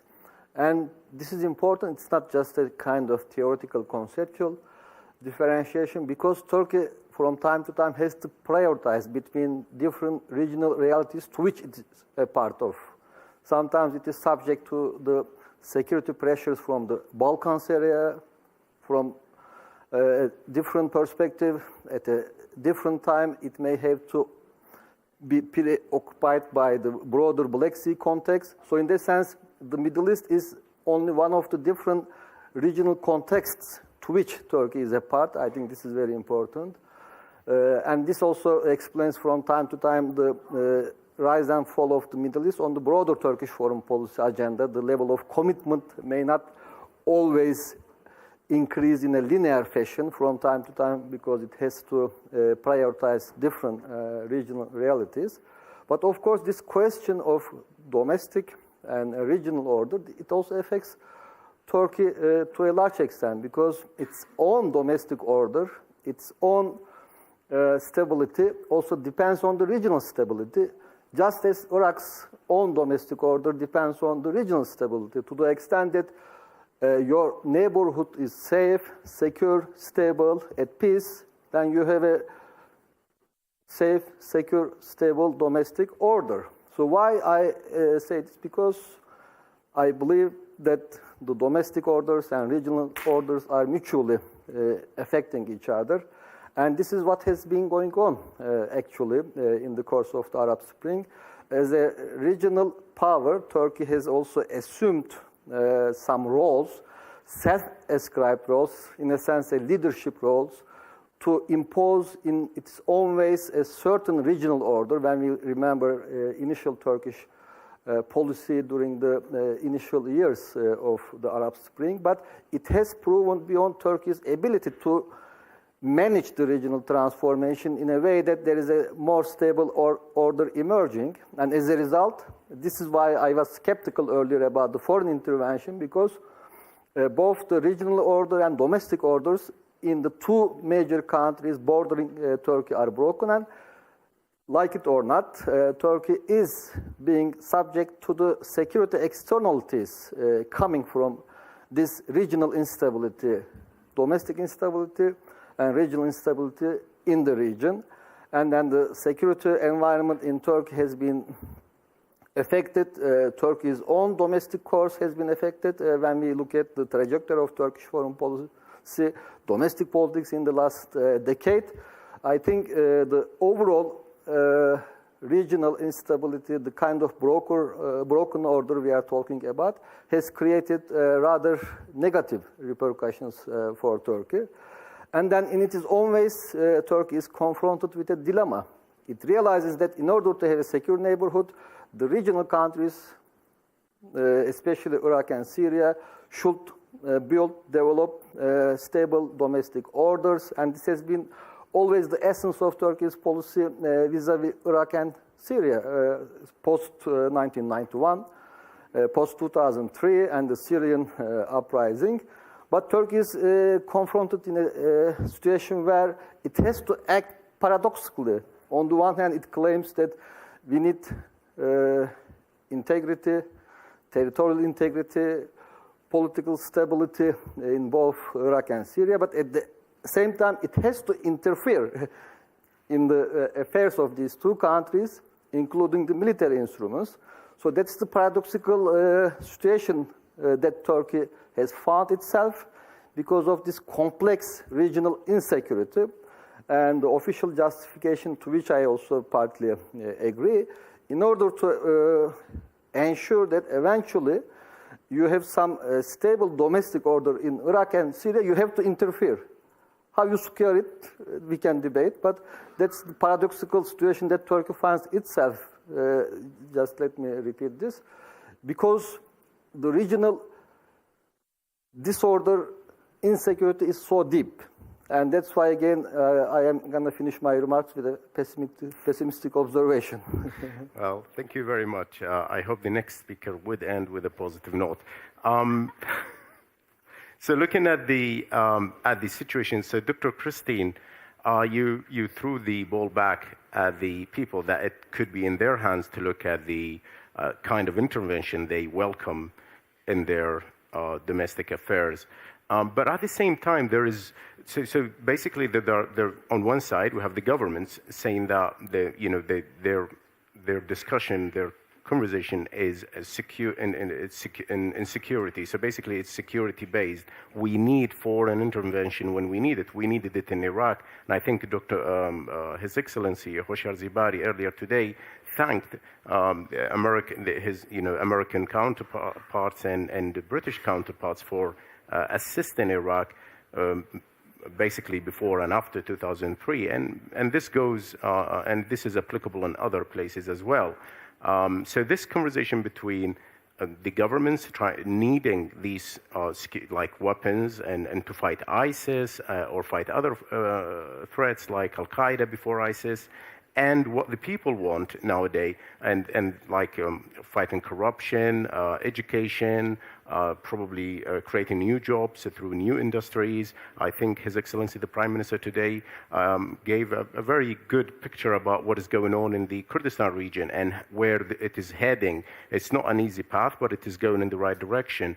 So how would you suggest, or if you could give us more information, how the people can actually balance these two needs? So what the governments and officials are saying, their security needs, and what they need on the ground. Because earlier, I think one of the students or one of the questions came like, I don't care about what ISIS is doing or others. It's not our first priority.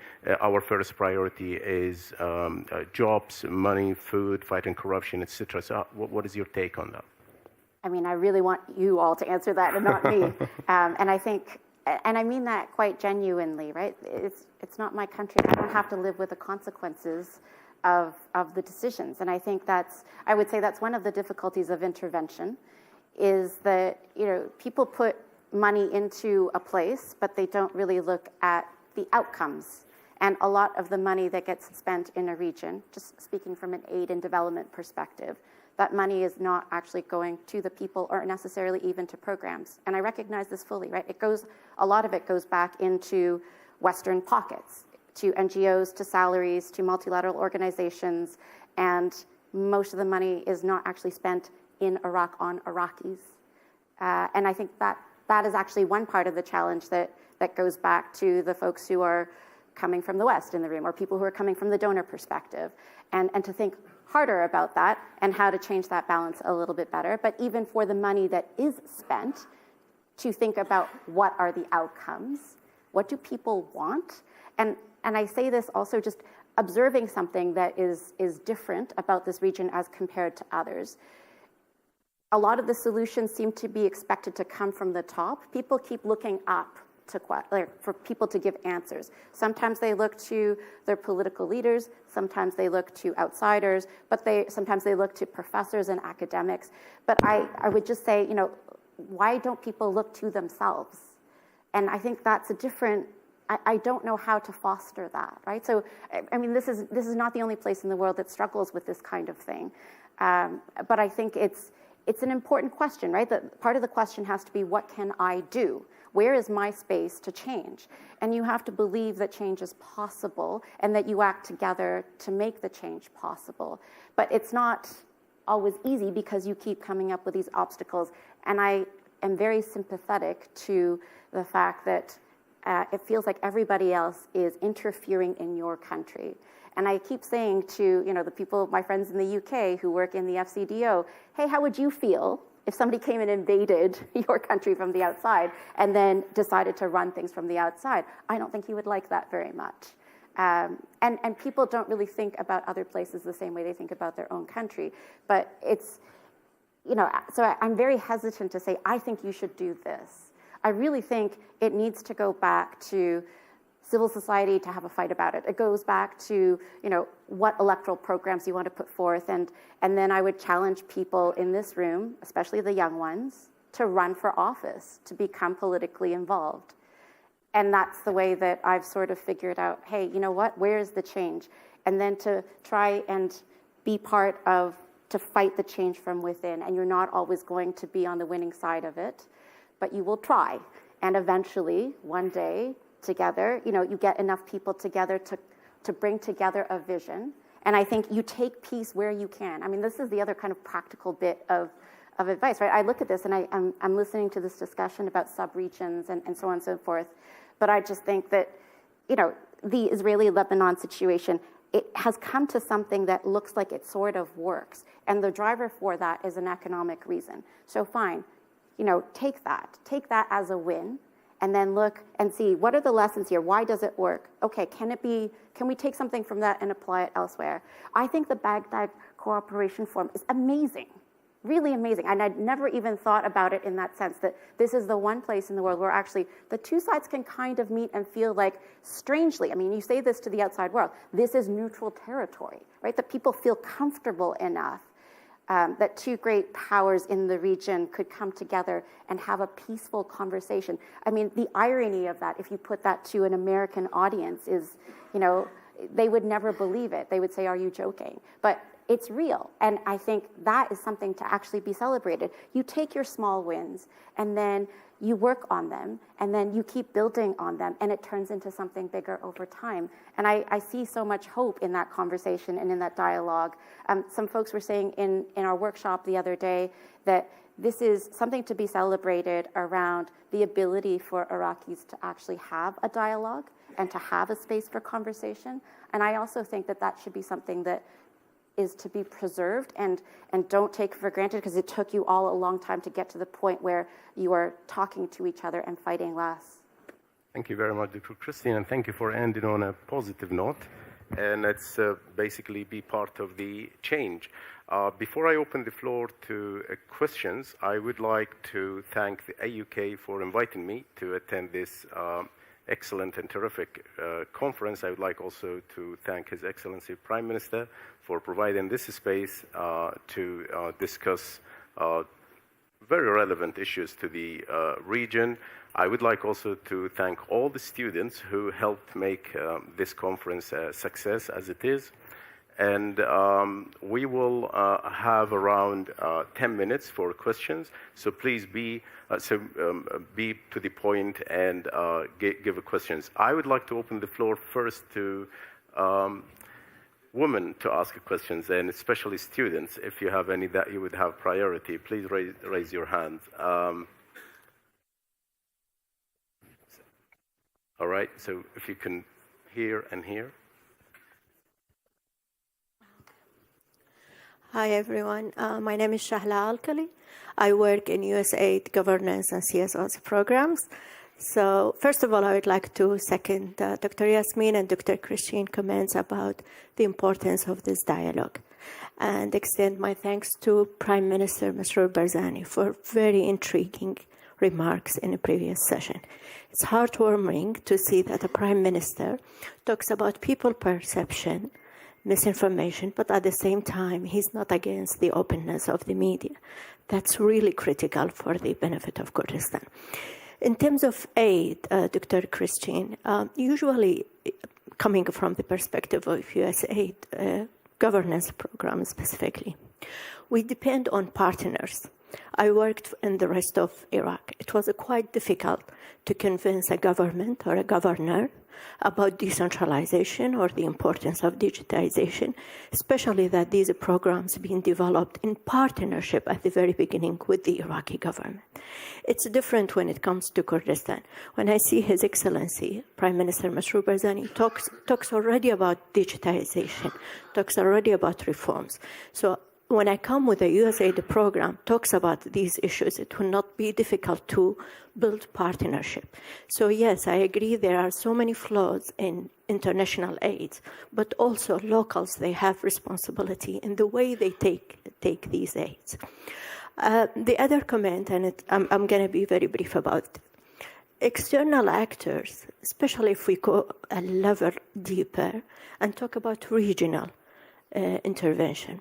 Apart from all the negative factors that we talked about, I think in Iraq it also affected democratization because regional intervention, regional hegemony created certain political parties that they are inflated, not because they have the right number of votes from people or the right constituency status or real acceptance among people, because they are empowered by regional hegemony. So that affects political process, that hijacks governance programs, and that also have hampered democratization process. And I think that's one of the major factors that affected democratization in Iraq. Thank you so much. Should we take a few questions and then the answers? Great. So if you could next to her. Yes. Good evening. This is Halis Hussain. I am a law professor from Salahuddin University.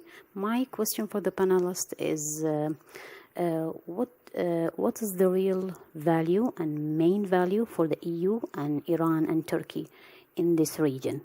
Thank you. Thank you very much. Can we go there?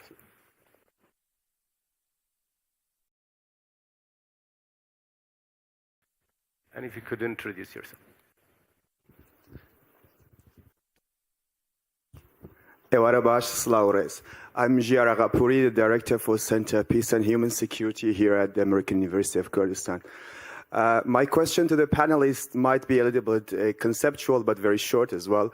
I've been teaching Middle East politics for a while, and the first lesson that we teach our students is those colonial nature of construction of the Middle East. Middle to where, east to where. So from the beginning of the Middle East, we have this understanding that this is the European influence on construction of the Middle East. But this is for the start of the Middle East.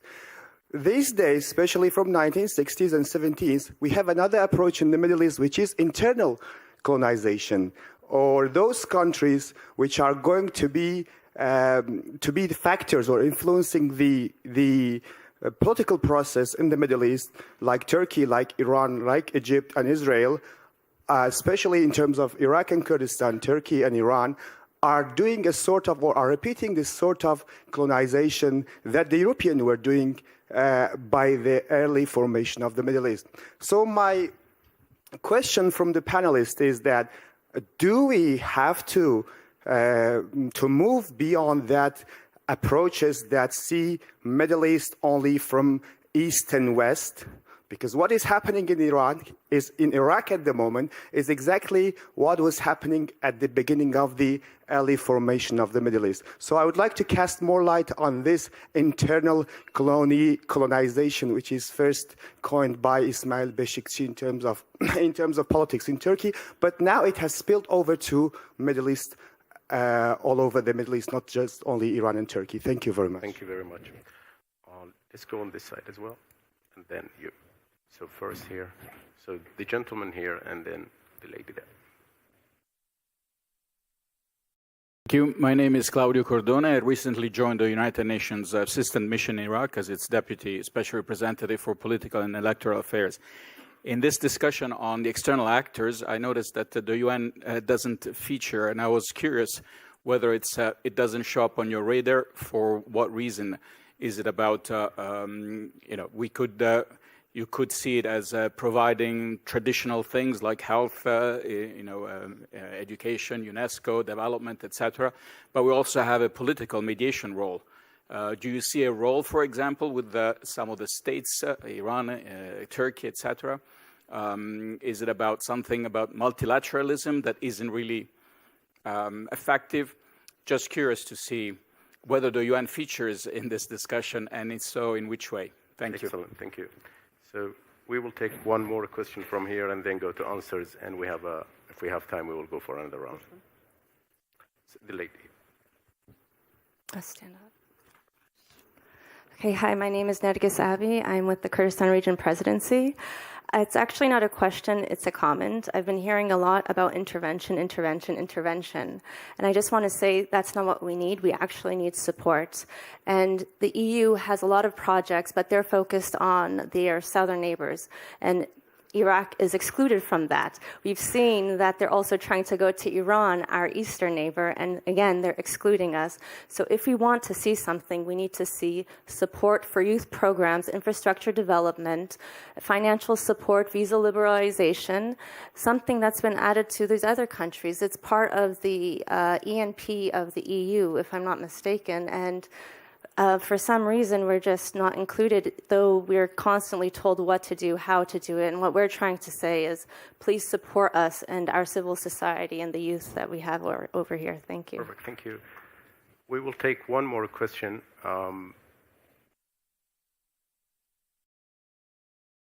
Okay, so at the very back, there are, I think, students. I apologize. Hello. My name is Luqman. I'm an international studies student. First of all, I would like to thank His Excellency, our leader and our pride, Mr. Masroor Barzani, for his vision.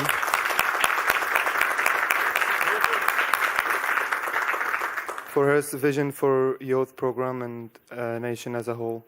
So, about the external interventions, and I want to talk about the United States and why is the United States foreign policy's first approach usually military, sometimes military only. They arm who they want, they call for NATO enlargement no matter what other countries say, may be harmful to their security interest. The war in Ukraine could have been avoided and should have been avoided through diplomatic approaches. What President Putin of Russia was saying for years was, do not expand NATO into the Black Sea, not Ukraine, much less to Georgia. Russia said this will surround us, this will jeopardize our security. Let us have diplomacy. The United States kept rejecting these diplomatic approaches. And there's a, God forbid, another war awaiting between China and Taiwan. For the same reasons, we can see new economic and military powers arising in the Middle East as well. There are other superpowers constantly intervening in Middle East. My question is, United States has failed to implement and spread democracy. Firstly, where did US go wrong? Or was it a false approach from the beginning? And how can the Chinese and Taiwan war be avoided? Thank you. Perfect, thank you very much. Well, the last question is quite global and topical as well. But we will start with Christine. I think you got the first question, right? Yeah. So if you could kindly. Sure. I will tackle the ones that I think maybe have been directed at me. So just a comment from Shalat over there around thinking about how donors are involved and going back to the question of partners and partnerships. And also, that things can be done differently in regions. And so to those of you who are donors in the room or have access to donors or who are partners, there is a way to push this. And I would say, use your leverage where you can. right? Like this, we keep talking about leverage. I sit on the other side of these conversations a lot in London. And also civil society partners, use your leverage where you can, right? Use the donors and ask the donors to put pressure on the areas. The money is coming from you. You have much more say than you have, and then, I think maybe you don't want to push, but you can. And also if you're operating through third-party organizations like many of the private sector organizations that get a lot of this money, this doesn't just happen through NGOs, use your leverage, right? Use your leverage over them. You have power, use it. And civil society people, lobby them behind the scenes, have those private meetings, and get it done that way. Because it is obviously possible. You see the differences in how the different governorates are doing a business. And so figure out, who is doing it well and who is doing it badly, and ask the people who do it well how they do it well and learn from them. So I think the question of learning from different places is very helpful even within a country. And then I wanted to touch on this question about the colonial nature coming from GR, because I wrote a whole book dealing with some of these questions around colonialism in Liberia and how countries tend to repeat patterns of governance that they are used to. And that's just human nature, right? You tend to repeat the things that you see and the things that you are used to. And it's hard to imagine something that's different.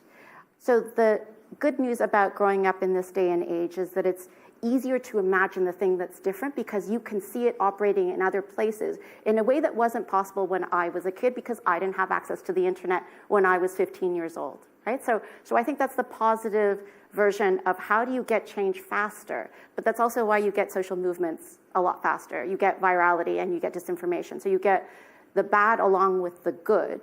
And the question is then how do you change that? So I think the point about the internal version of colonization is well put, and the answer to that actually is imagination, right? And I think back to South Africa, and I keep asking the question of why did it go differently in South Africa? Because South Africa should have been a civil war. It really, by all rights, should have been a civil war, but it didn't go down that path.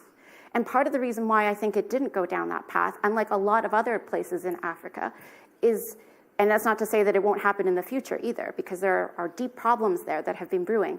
But at that moment, when the ANC had a cadre of leaders and leadership, they had a different vision, and they spent decades building up what that vision could look like. And that changed enough of the people's imagination. So then when they came to power, they had basically been building up a set of people who were ready to take power and who had a vision of what they wanted to implement.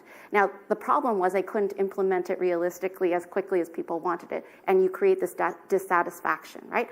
But having said that, like, how do you get out of that trap? I think that you look to other places that have successfully tried to navigate a route where they really should have gone wrong but didn't, right? And then you figure out, okay, well, what did they do differently and what can I learn from this vision? And I would say, to think about that. And then just the last bit about the UN, because I do think that the UN has the potential to play an important role in the region. And we can see this in places like Yemen where they really played a critical role. Sometimes it's behind the scenes. And that's some of the most powerful diplomacy that the UN can, always in lots of situations play. Do you know the most powerful things that often happen are the things that some actors are able to stop. And I think people would be surprised at how many things the US or the EU, and I'm often the first critics of, Western countries, and the UN are able to stop. But those things never get any applause in the room because they don't happen. And how do you reward a politician or a policymaker for something that doesn't happen? And so I would say, there are lots of things that are happening often behind the scenes that you might hear rumors of, but the UN often doesn't get enough credit for the things that it is able to stop.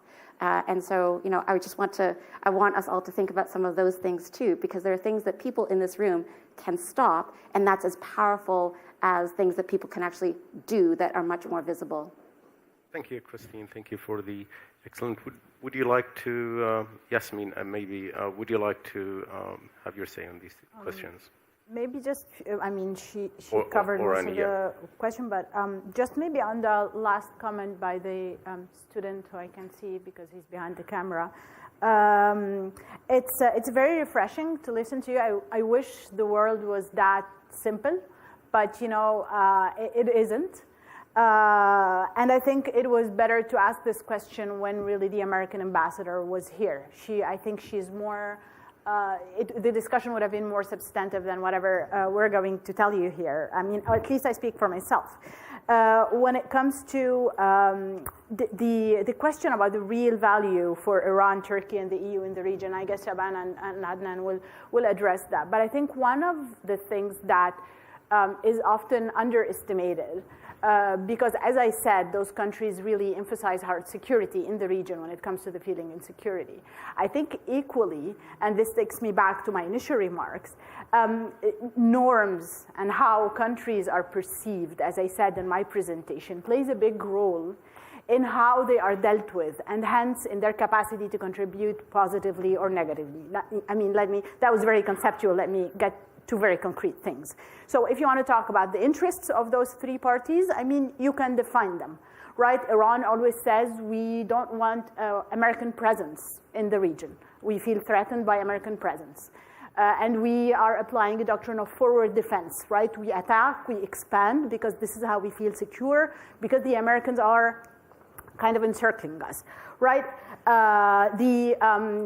Turkey has economic interests and have, you know, energy interests and have, it's mainly economic. If you're talking about, you know, strictly interests, right? If you're talking about the EU, migration, political stability, instability that creates migrants that take boats and cross the Mediterranean to go to Europe.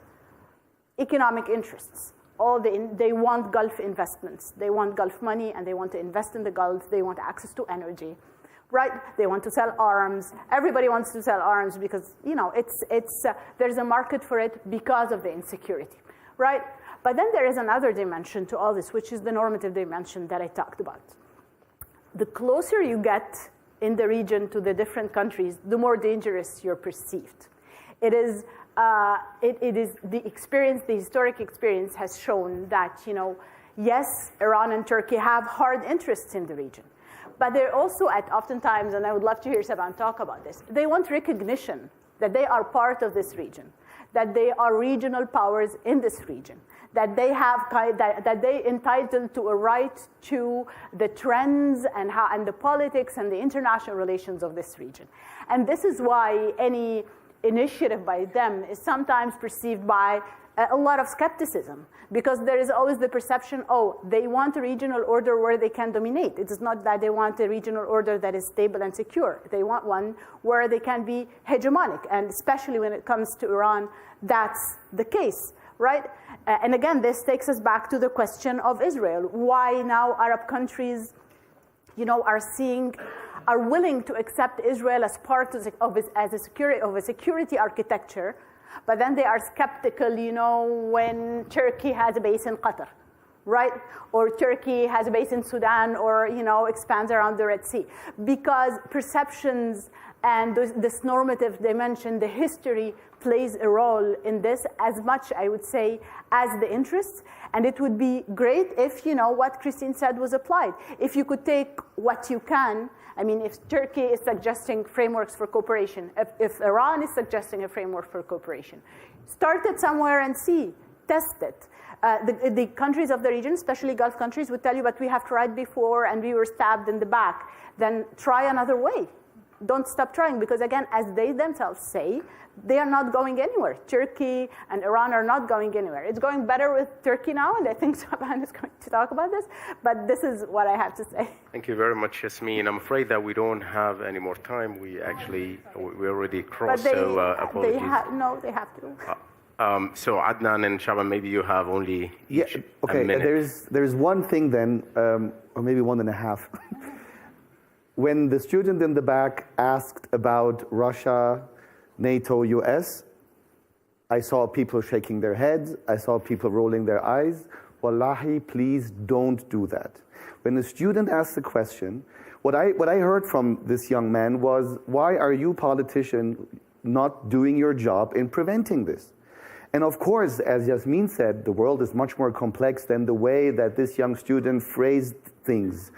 But if we are reacting like this to a question of a student half an hour ago we praised for organizing this, then we are discouraging this kind of challenge politicians like our wonderful excellency need to hear on a daily manner. So please let us not do that. And I, as someone who lives in Germany, am experiencing the same thing all the time, also in Germany and in the German media and in Germany's university campuses. I'm not saying this is now a Dohuk phenomenon. I'm just saying let us not do that. When politicians speak, yes, shake your heads, roll your eyes, but not when a student asks a question. That's the first thing. The second thing I would want to briefly say about the question of about the UN.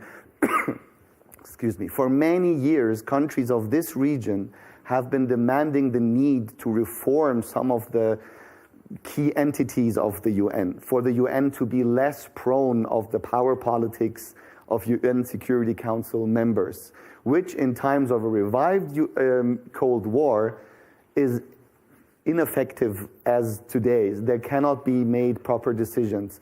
So and since this is what I understand most, since the Iranian view of the UN is still a romanticized thing about, well, the rights-based world order that Hassan Ahmadian talked about yesterday, as opposed to the power politics-dominated world order. So when Iran refers to the UN as being the guarantor through 2231 on the JCPOA, it completely is in a romantic parallel universe that the UN can do something about it.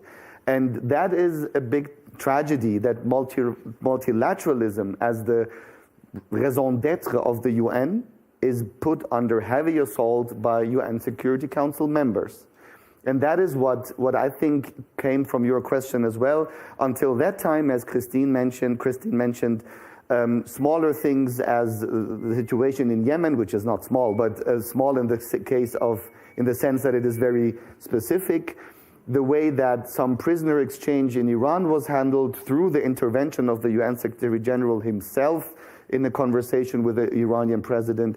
Very technical things happening in Iraq and Afghanistan. That's of course what the UN is praised for. But the UN members, and particularly the UN Security Council members, have to elevate back the role of what the UN was actually established for. Thank you very much, Adnan. I would give Shaban another minute to comment. Okay, another minute. Actually, Yasmin, I suspect, has some mind-reading skills. She framed what I was going to say in one sentence in a couple of long paragraphs. So regarding this issue, Iran, Turkey, whether we are part of it or not, whether we are internally colonizing, this is the implication of. So if we are internally colonizing, as he assumes, then we are part of the region, but we are not colonizing. We can debate it in different ways. But this is the very beginning of building a regional order. We stop asking other stakeholders, what is your value to us? Okay? We stop asking this question because we are all stakeholders in this region. We are all stakeholders to the regional order. And I can ask the same question to my Kurdish friends, Iranian friends, but this is not the right way to begin this conversation. None of the countries you mentioned, Iran, Turkey, or the EU, they are Santa Claus. All states have their interests, vices, virtues, values. They all come to the table, to the region, to the regional order, with all their negative and positive attributes that Yasmin outlined. So we live together. Whether we manage to build order or not is a question that can be decided by the process. But I think this is non-starter. What is the value of Turkey? What is the value of Iran to Iraq or to Kurdistan region? It won't get us anywhere. This is my concluding statement. Thank you very much, Shaban. Thank you very much. I would like to remind everybody that we have closer remarks after this panel. And please join me in thanking our excellent panelists and His Excellency the Prime Minister and the organizers.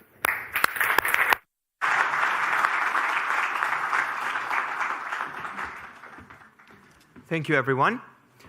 As our day is coming to an end, we have witnessed amazing discussions, intriguing panels, and of course, brilliant exchange of ideas.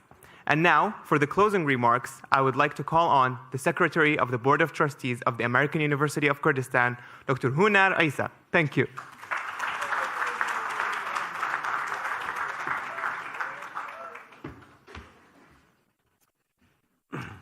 I hope it's not going to be very long, but Your Excellency Prime Minister Barzani, government officials, scholars, distinguished guests.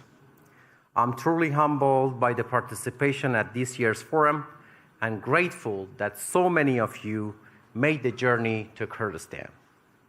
When we founded MEPS Forum in 2019, we set out to achieve a number of objectives. Since then, MEPS Forum has come to embody many things. Yes, it is most certainly a venue for enabling. It is most certainly a venue. It's most certainly a bridge between experts, scholars, and decision makers. It is most certainly a venue for enabling discussions among friends and colleagues, both near and afar. It is most certainly a forum for bringing together and enabling dialogues between officials of varying, sometimes competing political and ideological backgrounds. But together with Dr. Ranj Alauddin, we're mostly proud to see that MEPS Forum has fundamentally become a community for exchanging ideas and visions, a community that empowers Kurdistan's next generation of thinkers and leaders, and a community that bridges the divide between nations and states in the Middle East and the wider international community. We were honored to host the Prime Minister of Kurdistan, His Excellency Masroor Barzani, and we were honored that this year's forum was attended by their excellencies, the President of Iraq, Abdul Latif Rashid, and the Speaker of the Parliament, Mohammed Al-Halbousi. Our forum this year has built on and expanded the analyses and insights that were delivered during MEPS 2021, with this year's forum placing particular focus on climate change and the global energy crisis, great power competition, the rise of armed non-state actors, and the imperative of reforms. These are indeed challenging and unprecedented times for global security. But here at MEPS Forum, we believe that our reach has by no means exceeded our grasp, and we will continue to play our part in fostering peace and stability and in alleviating crises across the globe. Our commitment to harnessing the intellectual resources and the spirit of AUK scholars and students would remain steadfast, and is bolstered by the participation of our friends and colleagues who make the journey to Duhok. Iraq, Kurdistan, and the Middle East may have many forums and conferences, but the active participation and enthusiasm of our international colleagues and our workshop partners ensures the MEPS Forum continues to be a purpose-driven policy forum, one that brings lasting benefits to Kurdistan, Iraq, and wider region. Let me stress once again that MEPS Forum would not be possible were it not for the dedication, diligence, and drive of AUK staff and students. They are the foundation on which the forum depends. And as I always say, they are the true heroes of this forum. From a great visionary president to every single staff and a student, thank you would not suffice to express my appreciation. A huge thank you all for your insights, observations, and time. And the last but not the least, thank you in particular to the support of AUK Foundation and our sponsors, Taiwan Group, Car Group, Arting Crown Productions, and Fastlink. Special thank you go to our media sponsor, Kurdistan 24, and other media outlets. Safe travels, and I look forward to seeing you all again next year. Thank you very much.